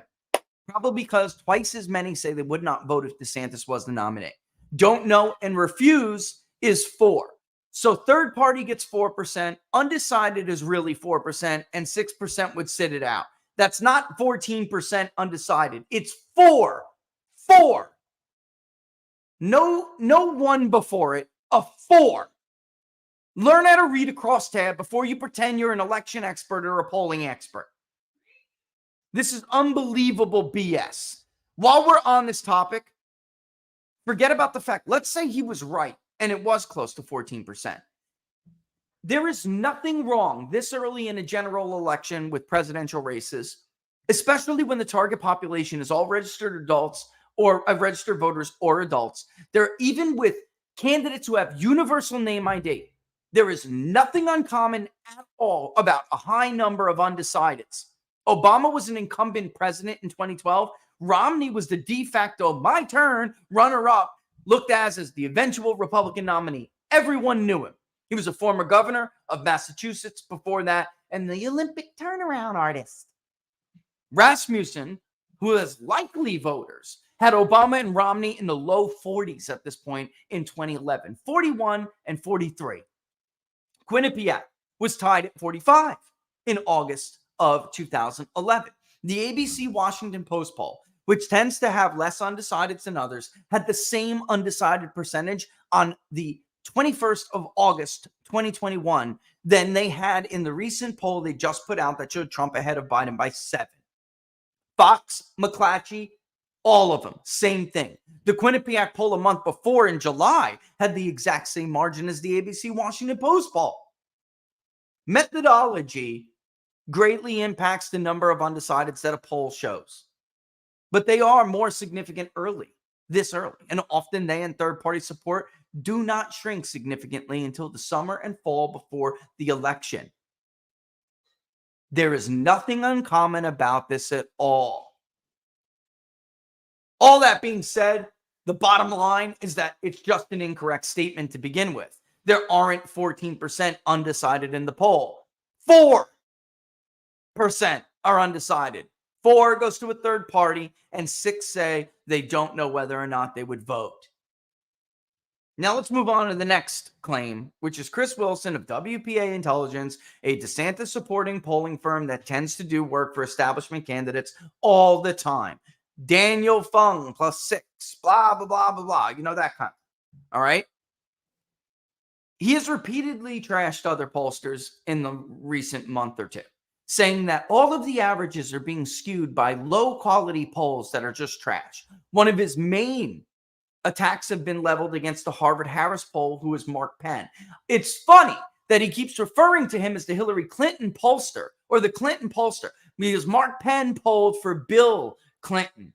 Hart Research, Richard Hart of Hart Research polled for Hillary Clinton, a firm now that partners with DeSantis' pollster to do the NBC poll, which has been a wild outlier this entire cycle. Only one has been more of a crazy outlier, and that is Marquette. One of his frequent attacks against Mark Penn and Harris and other pollsters is that Trump is within 10 points. 10 points are within 10 points among younger voters when Republicans lose younger voters by 30 to 35 points. Now, you know, if you're a watcher of this show, that I've gone over this with you ad nauseum. Ohio, Iowa, Florida, Maine. Trump has done well with young voters. He isn't like other Republicans. He does better with them.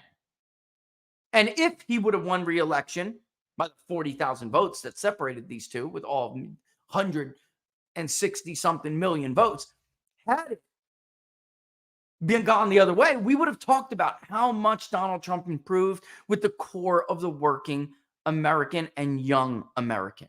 The core being 30 to 64, the young being 18 to 29.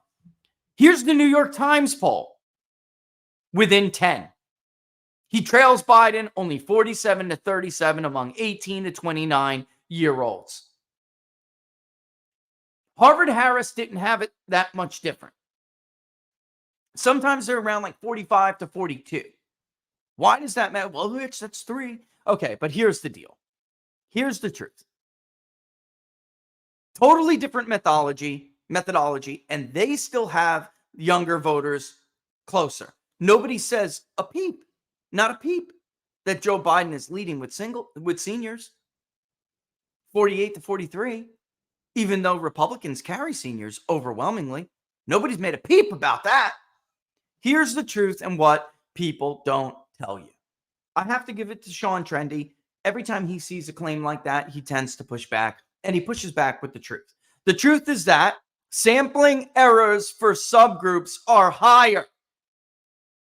And while they do identify trends, and while Trump is doing better with younger voters, and this is something Chris Wilson ignores, that if you ask about Trump and Biden and then ask about DeSantis and Biden, you will see that Biden crushes DeSantis by a very normal margin among these younger voters. Excuse me, hiccups. But he doesn't. He doesn't among Trump. And it's not name ID, because against Trump, his support is lower. And Trump's support is higher. So the disparity between Trump's support and DeSantis' support, let's say 37 to 29. And I'm not just pulling that number out of my butt. That isn't because those people don't know who DeSantis is. Because if that was true, Biden wouldn't be in the high 50s with that age group against DeSantis. They choose Biden over DeSantis. They do not choose Biden over Trump. He is doing better with younger voters, and nobody cared when we had Glenn Youngkin closing the gap with 18 to 29-year-olds against Terry McAuliffe, which, by the way, happened. He only lost 18 to 29 by a few points. That's it. Turn your attention to 30 to 44-year-olds. Trump is only, it's tied. That's a tie. 42 to 39 is a tie. Another group that Barnes and I have been talking about now for a while. Part of Generation X, part millennial. Trump is that close because they're a working class that are turning away. Some of them are entering the electorate. How do you know? I'm going to show you in a second. And then Trump kills him among the largest voting group, which is 45 to 64. And by the way, even this is a big data poll right here. Very close to it. Those are our margins. Maybe sometimes we're a little closer with 18 to 29-year-olds. Maybe. Often, very often, Biden has a 1 or 2 point lead with seniors in our polling. Do we think that seniors are inevitably going to vote for Joe Biden? No, maybe by a little. There's some states where that could happen, but generally speaking, Trump will, he's not going to lose it by 5 or 10 points. He does better with the core group from 30 to 64. And he does better with the 18 to 64 than anybody else. But he's winning in our poll. He tends to win the 30 to 44 now, which he did in many battleground states in 2020. You just didn't hear about it. In truth, Trump only won Florida by a little over 3, right? 3.4. DeSantis won it by 18. Yet Trump did better with younger voters. Why is that? Because more voters came out. DeSantis, he won that victory on the back of a huge margin with older voters.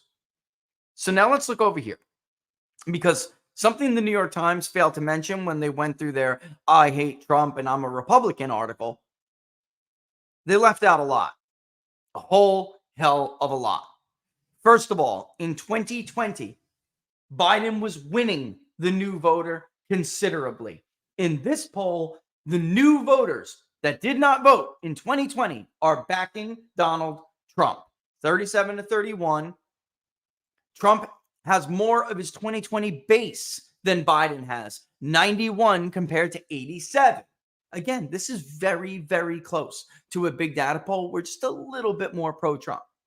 Trump does better with his base party than Biden does. He has, in self-identifiables, 5 points stronger base support than Joe Biden. He's taking a few points more of the Democrats than Joe Biden is taking among Republicans. So the defections that they incessantly carried on about in their article and in 2020, you would think it's still 2020 if you just read the article and you ignored the crosstabs. In truth, what this shows is about what we've been telling you. 10% of Biden voters from 2020 will now vote for Donald Trump. Less than 2% of Trump's vote. It's right freaking here. Less than 2% will vote against him. You look at some of these look at by religion. Trump is carrying the Catholic vote right now. Protestants, 53 to 35. He's losing no religion, but not by 35 points. He's only losing them by 20. And then the nuns, the others are very small amount, usually about 6 or 8%. And that's exactly what it is. White with a college degree, Biden is still winning in this poll. I chalk some of that up. I'll be honest with you. I chalk some of that up to I chalk some of that up to their methodology of how they collect. It's just the way it goes.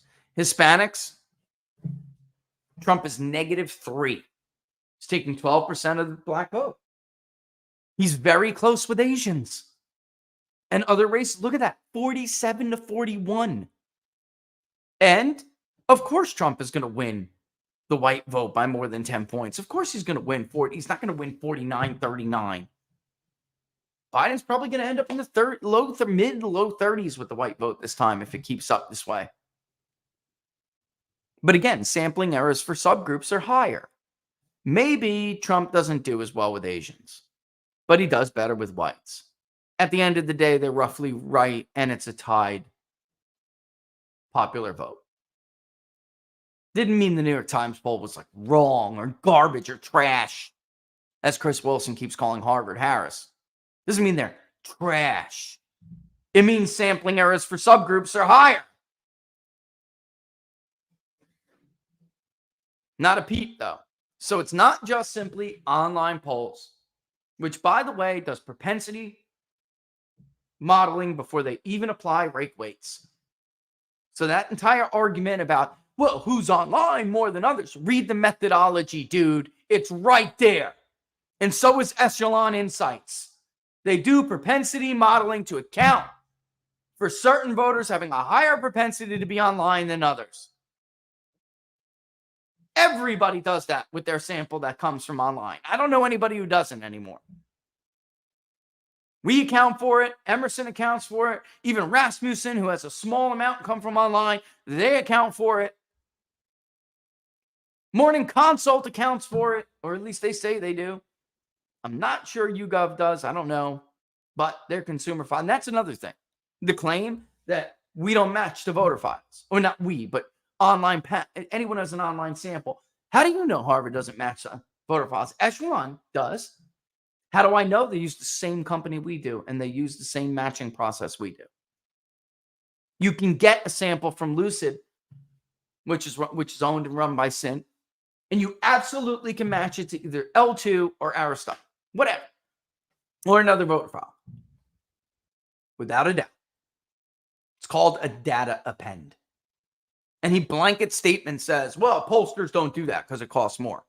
Yeah, it does cost more, but we still do it because we're not a consumer poll,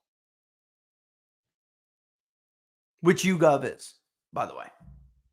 So many of these others that were more pro-bullish on DeSantis that nobody seems to touch. Because as long as the outcome is what you want it to be, you don't get attacked. They don't get attacked. But the minute it isn't, it's a trash poll. Oh, there you have it. Did we ever ask if you're involved in local party politics? Sometimes we ask something like that, but that has to do with screening. In the media, you're screened out by occupation. If you're a member of the media, you or something. There is arguments to be made that you screen people out. If they're an elected official, you screen them out. So there's an argument to be made about that. But I think you mean, and this is ideas, not money. You mean ideas, not money, in the sense that you're seeing how active that voter may particularly be, right? I imagine that's what it is. Let's see. Where are we going to go from here? Bottom line is this poll is exactly what Larry Sabato fears it is. This is a Trump win because the New York Times did a great job or a decent job polling in 2018. They did an okay job polling in 2022, but okay.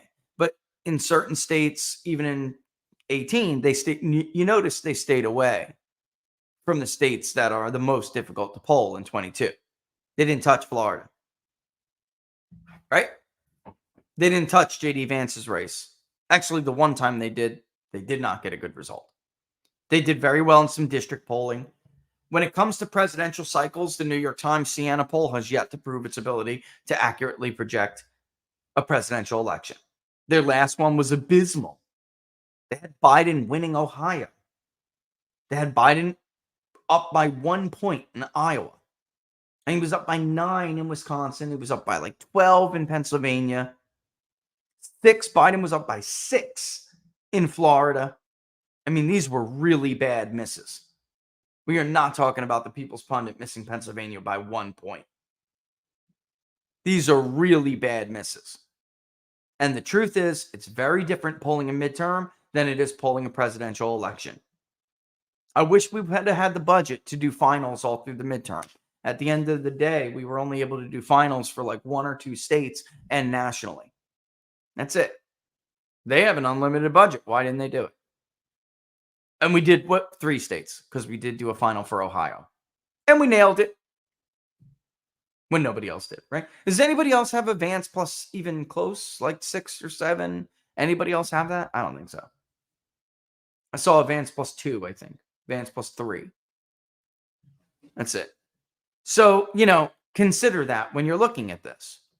Is it possible, that they're underestimating Joe Biden underestimating Donald Trump in the Midwest? No. Look at their last final poll in 2020. Are they understating Trump's support in the South? They only have him at 47 in the South. That's it. And this tends to be the largest.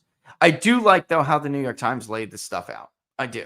They tried, like we do, to try to make this as close to exit polls as possible. This is a traditional age alignment.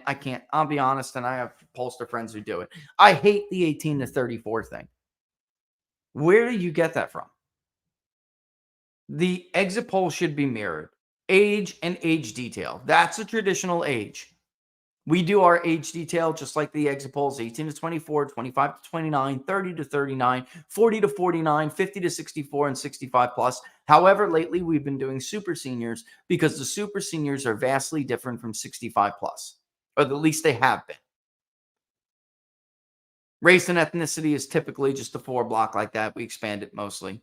In a national poll, it typically does give you a little bit more, but we like to expand it. Their education is a little bit dry. Like we like to do more like the exit polls. High school, less. Some college, an associate degree, a 4-year degree, and an advanced degree. We actually do ask about secondary schools, high school or GED equivalent is actually when we're asking the poll, it's entirely separate response choice. And then we also ask people if they have secondary or a vocational trade school education. The exit polls do. Edison Research does that as well. Exit polls for Edison Research, they do. So does the AP Votecast now, which is like the Fox voter analysis. They do the same thing. And we just combine them to make it simple, but we always show that detail, or at least most of the time we do. But this white college, white no college, no non-white and college, non-white no college. I mean, and so you could do that, but you should just give the regular overalls because you're really giving it, I don't want to say convoluted. You're giving a more confusing picture of how people with educations and non-educations are voting. Region. 4 regions, just like the exit polls. City types, that's what we call area. The exit polls call area. Same thing. Religion is pretty cool. If you look at their how they lay it out, they do actually say, like we did, Christian or Protestant, and then the choice other Christian. And that could be like you're a Mormon or the Church of Latter-day Saints. All right. Methodist, Baptist, that's Protestant, other Christian. Catholic, of course. Other is Jewish and Muslim, mostly, which is why, and it could be like Wiccan, other stuff. I'm not kidding. Sikh. Other is a very liberal category, but again, this is closer. 22 points, that's close compared to what it's been. 20 points, 21 with nuns, that's close. And we all know that Trump is going to carry Protestants at a higher rate. The white evangelical margin here is bigger than either 2016 or 2020. That's a huge margin, especially since there's still 16%. That's total percent of the electorate. It's not bad. 5% is still undecided. That's big. That's a big white evangelical chunk, man. Anyway, notice under 50K, Trump is carrying. All these demographics that we've been telling you about, these changes that are real, told you. Even the New York Times sees it. This is the underclass vote. Joe Biden cannot lose that. 50 to 100K, Trump is winning. He loses over 100K. And we do a little bit more because we want to show you what's under 30,000, what's 50 to 100,000, 100 to 200 and 200 and above. We like to give you a little bit more, just like as I said before, the exit polls. All right. So there you have it. Most of the third party vote, by the way, is going to go to the suburb. Here's the last thing I want to state, and we're a little bit early, but that's all right. The last thing I want to state is Nate Cohen wrote this, and I'm going to take issue with it because he's wrong. Bear with me. Where is it? Let me get, I don't want to take Laura's thing off. I want to play that for you guys on the way out here because I'm a little bit shocked. But she sees the handwriting on the wall. Of course, I'm talking about Laura Ingraham, but let me read this to you. This is what was in the morning inbox for people who were getting ready to digest the New York Times poll. I don't want to give anybody some personal messages. Let me just make sure I don't put anybody's, I don't want to dox anybody, you know? Nah, doesn't look like I will, but just to be safe, I'm going to get the image file alone. And then, okay. Yep, I got you. Excuse me. It's a stupid supplement. It gives me the hiccups. All right. Now, I swear to God, I'm not drinking on the job. Haven't even been drinking lately. Here we go. The anti-Trump quality of the undecided vote is one reason that Nate said he considered the race to lean toward Biden despite the headline 43-43 tie. And by the way, Larry Sabato took issue with this as well. He said, you're too damn overconfident. You're out of your mind. This is the 2016 win. I actually think it could be worse than 2016 for Democrats, but anyway. But Nate also emphasized that Biden could still lose, including to Trump. No shit, Sherlock. Biden's not going to lose to anyone but Trump. It's going to be an incredibly difficult election for any Republican, including Donald Trump. But we know from the measuring of the Trump or bust vote, which everyone else is doing, he's being dishonest here. He doesn't want to tell you that there's actually twice as many people who say they would not vote if it was a head-to-head with DeSantis. They're just keeping that out. That's funny, considering we keep hearing all these conspiracy theories of not even 4D, 5D chess. They're trying to make Trump the nominee. That's why they're tearing down our entire judicial system and justice system. So stupid. How? For one thing, many in the NOTA crowd mean it when they say they don't plan to vote next year. Only 62% of the group did so in 2020, according to election records, The Times and Siena College paired with the poll results. Nate did a calculation in which he assumed, are you ready? Hold on, let me make sure I got my thing up. I need to make sure, way before I even read this. Hold on. Hold up. All right, here we go. It's just that I needed a couple of numbers in front of me. Anyway, he says, Nate did a calculation in which he assumed that these voters would turn out at a similar rate next year and then assign them to either Biden or Trump based on their reported vote in the 2022 midterms. In that scenario, Biden would receive 49% of the popular vote, while Trump would receive 47%. The remaining 4% would support third-party candidates. If that happened even, that's almost assuredly a Trump Electoral College win. Here's the problem with his analysis and his assumption. And they know what, John Mearsheimer just put out a new Substack. I can't wait to read that later.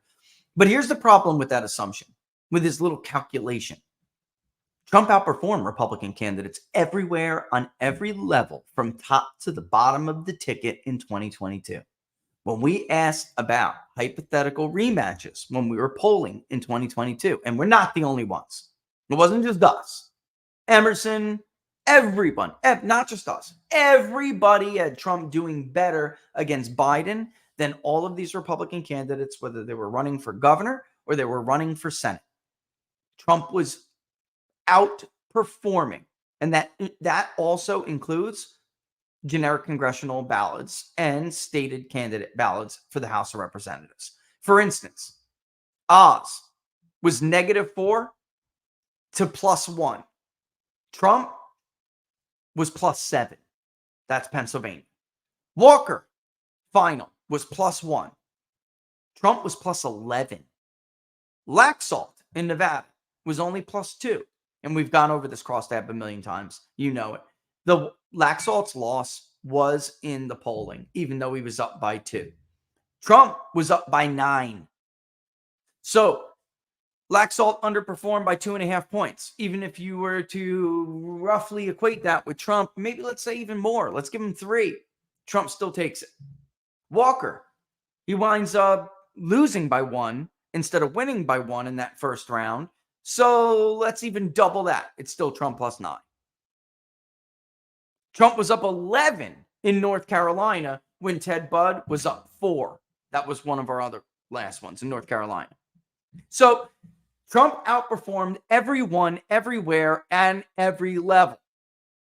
So his little assumption of, oh, they voted for the House Democrat in that district, that must be a Biden voter. Nope. And by the way, again, I just got to go back to Nevada because Laxalt, great example of how Nate's little assumption is wrong. You know what? I don't know how long it would take for me to bring it up, but because it's such a pain. I once had the screenshot. I shouldn't have gotten rid of it, but we've had some issues. It loads up. It just takes a while. Let's see. Hopefully it doesn't take a while and I can show you this. But you could see Laxalt doing better in Clark County than Republicans had recently done, right? But still, he was down by 5. Lombardo was down by 3 in Clark County. That meant all the difference. And Lombardo was able to hold on where Laxalt was not. Also, Washoe County was going for Cortez Masto, where Lombardo was just ahead in Washoe. Trump was up in Clark by 2 and up in Washoe by, it was like 4 or 8, something ridiculous. The bottom line is he was outperforming both Republican candidates, even in educated white Washoe, where Reno is, and where there's an educated population of whites and Asians, yet still outperforming them in Clark, where there's more working class Hispanics. So that's the problem with Nate's little calculation. Trump was outperforming Walker, a black candidate, in the Atlanta metro area by 8 points. 8 points. And then he was running it up in the rurals and ahead of Walker in the suburbs. Oh, here it is. It loaded up. Let me bring this up. And what time is it? 1:55. Come on. We can show at least Nevada. Come on. Nevada. Come on. And I know it's taking some time here, but it's doing the load up. Come on. Let's go. Stop screen share. I just don't want to show any like clients' personal, thing. 2022. Come on, unload. Come on.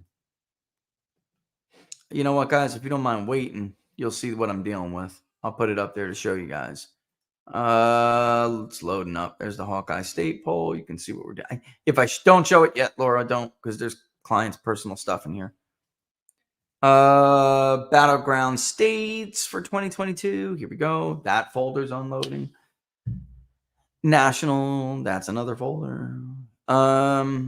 It's getting there. We're in the battleground states now. After it opens, I just got to go to Nevada, and then once you get the cross tab open, it's usually pretty quick.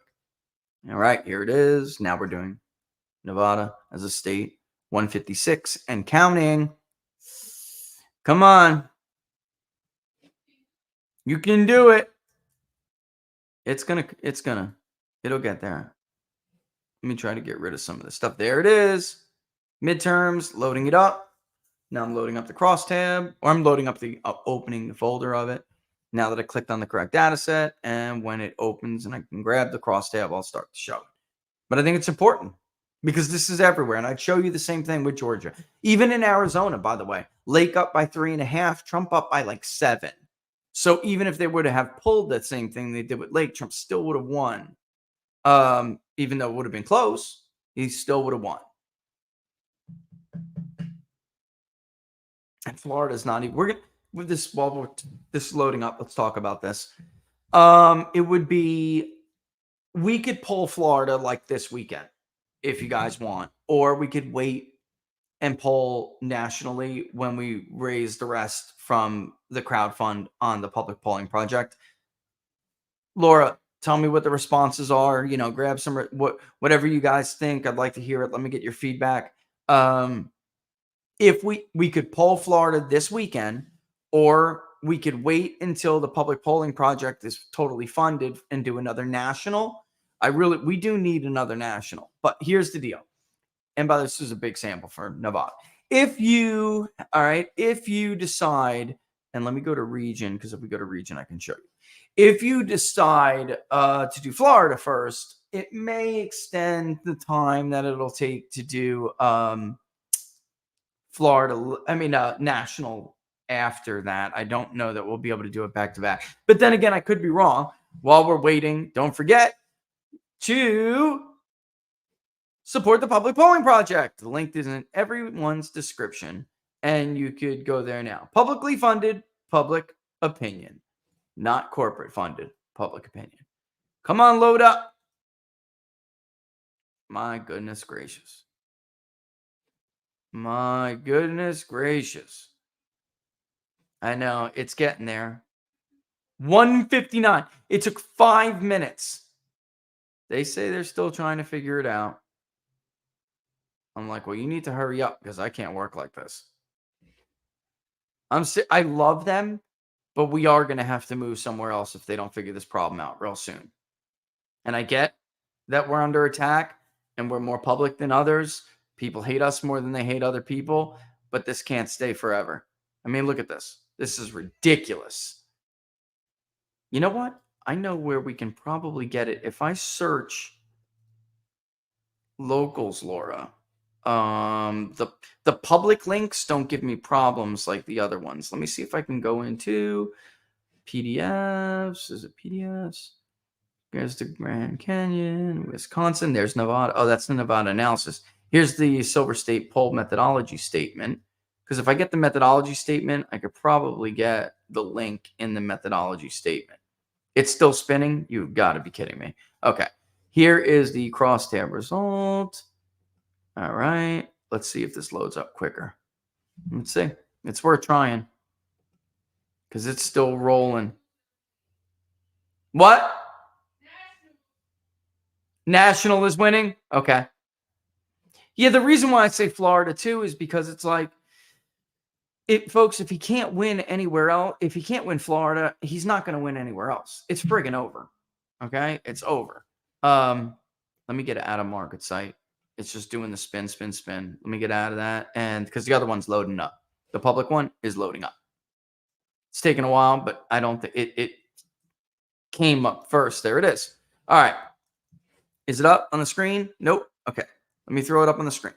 Here's the problem ultimately with Nate's assumption.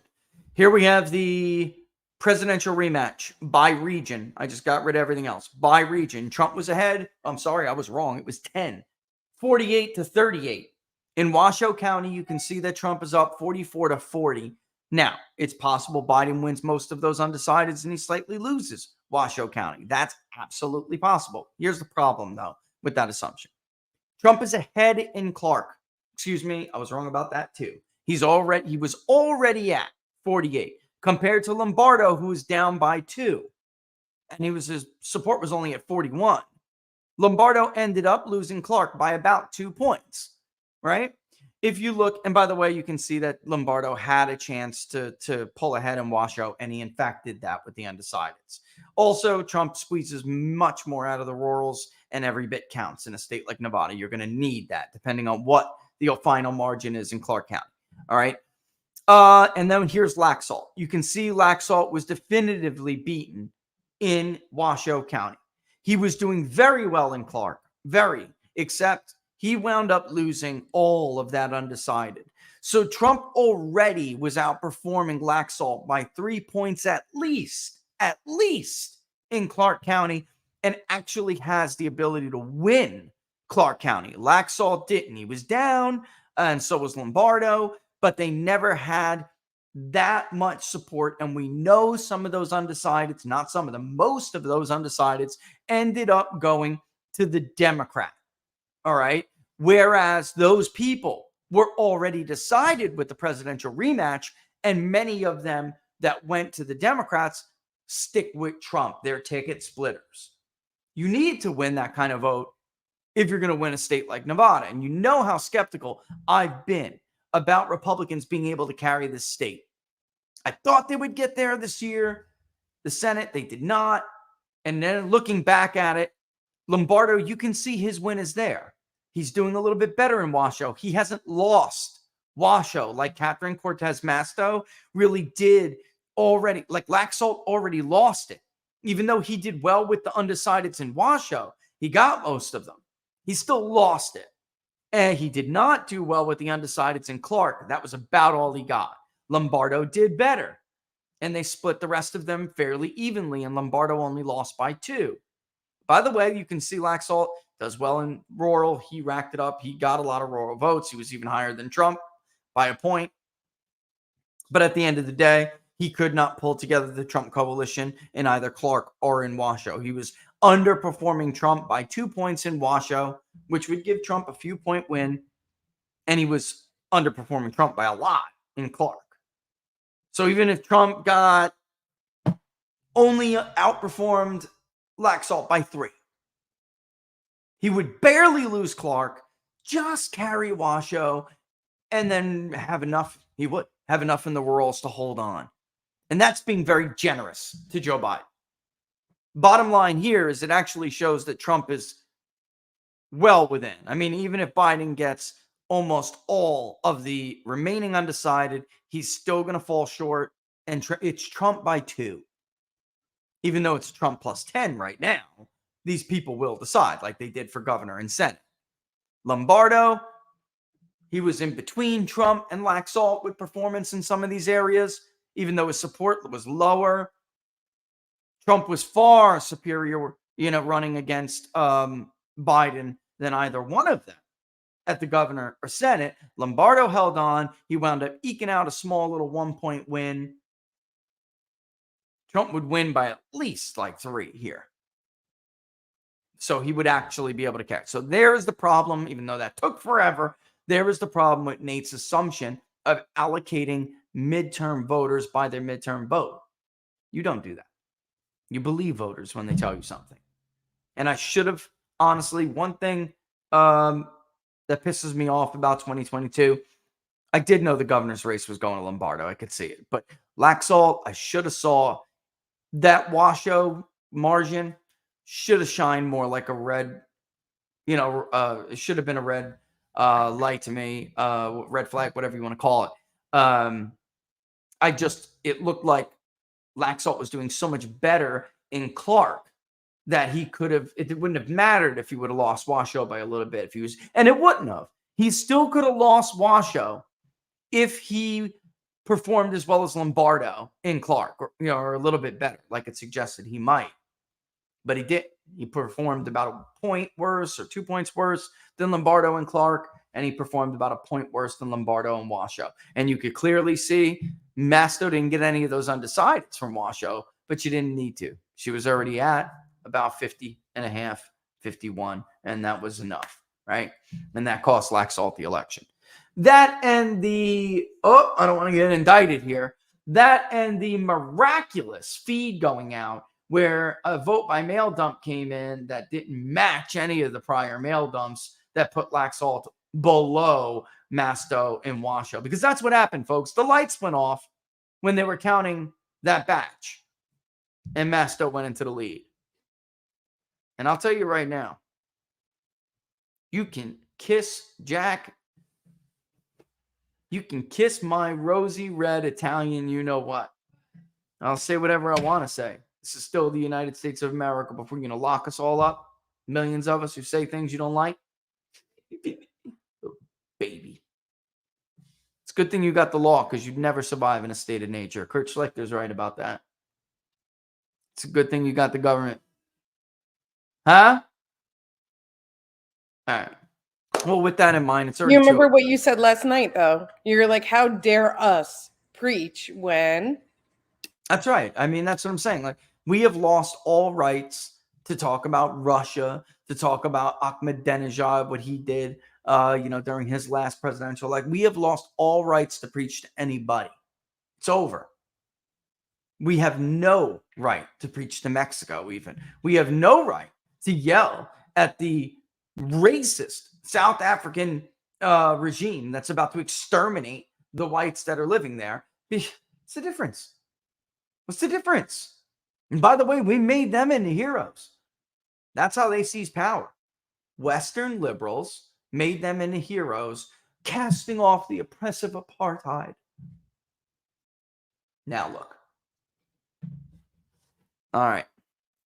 I'm out. Hacksmith, the ripper of the Constitution, be damned. All right, folks. Friday, we'll go over this, like I said, in more detail. We'll talk more about the polling. There's just so much to go over that I really couldn't get to everything today. I'm going to leave you with a clip instead of the music. I'm going to leave you with a clip. And, it's kind of funny because, see the handwriting on the wall, they all of a sudden change their posture. Yeah, they all of a sudden change their posture. It's truly Just like amazing. how polling always rallies behind you. It's fun, I'm last just over minute, this. It's like, get over it, people. You're right. it's truly, truly amazing. All right, Well, with folks, that we being love said, you. deuces. Deuces. Oh, and don't forget, Public Polling Project. The link is in the description. Nothing but love for you guys. All the best. I'll see you on Friday. Friday night. Remember that one? That should be on here too. We should mock that. We should do that. We should pull that on Fridays. And that'd be great. See you guys. All right. I read through this so-called January 6th charging document indicting Donald Trump on 4 counts. 2 counts of obstruction, 2 counts of conspiracy. This is a complete embarrassment. At this point, they might as well hang a banner over that main entrance to the Department of Justice building tonight, covering the credo with Biden 2024. Now, if this Democrat special counsel, Jack Smith, was ever a serious lawyer, well, he lost that distinction tonight. He now has the sole distinction of being just another political hack. The attack on our nation's capital on January 6th, 2021 was an unprecedented assault on the seat of American democracy. Since the attack on our capital, the Department of Justice has remained committed to ensuring accountability for those criminally responsible for what happened that day. This case is brought consistent with that commitment. Well, by listening to this guy, you would think that Trump himself was smashing through the glass at the Capitol that day. That was one of the most demagogic presentations I've ever seen in a high-profile criminal case.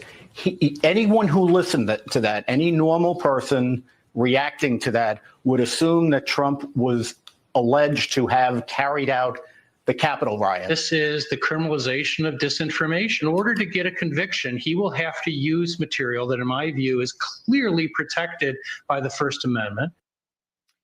Now, this case should never survive a motion to dismiss, a motion for summary judgment.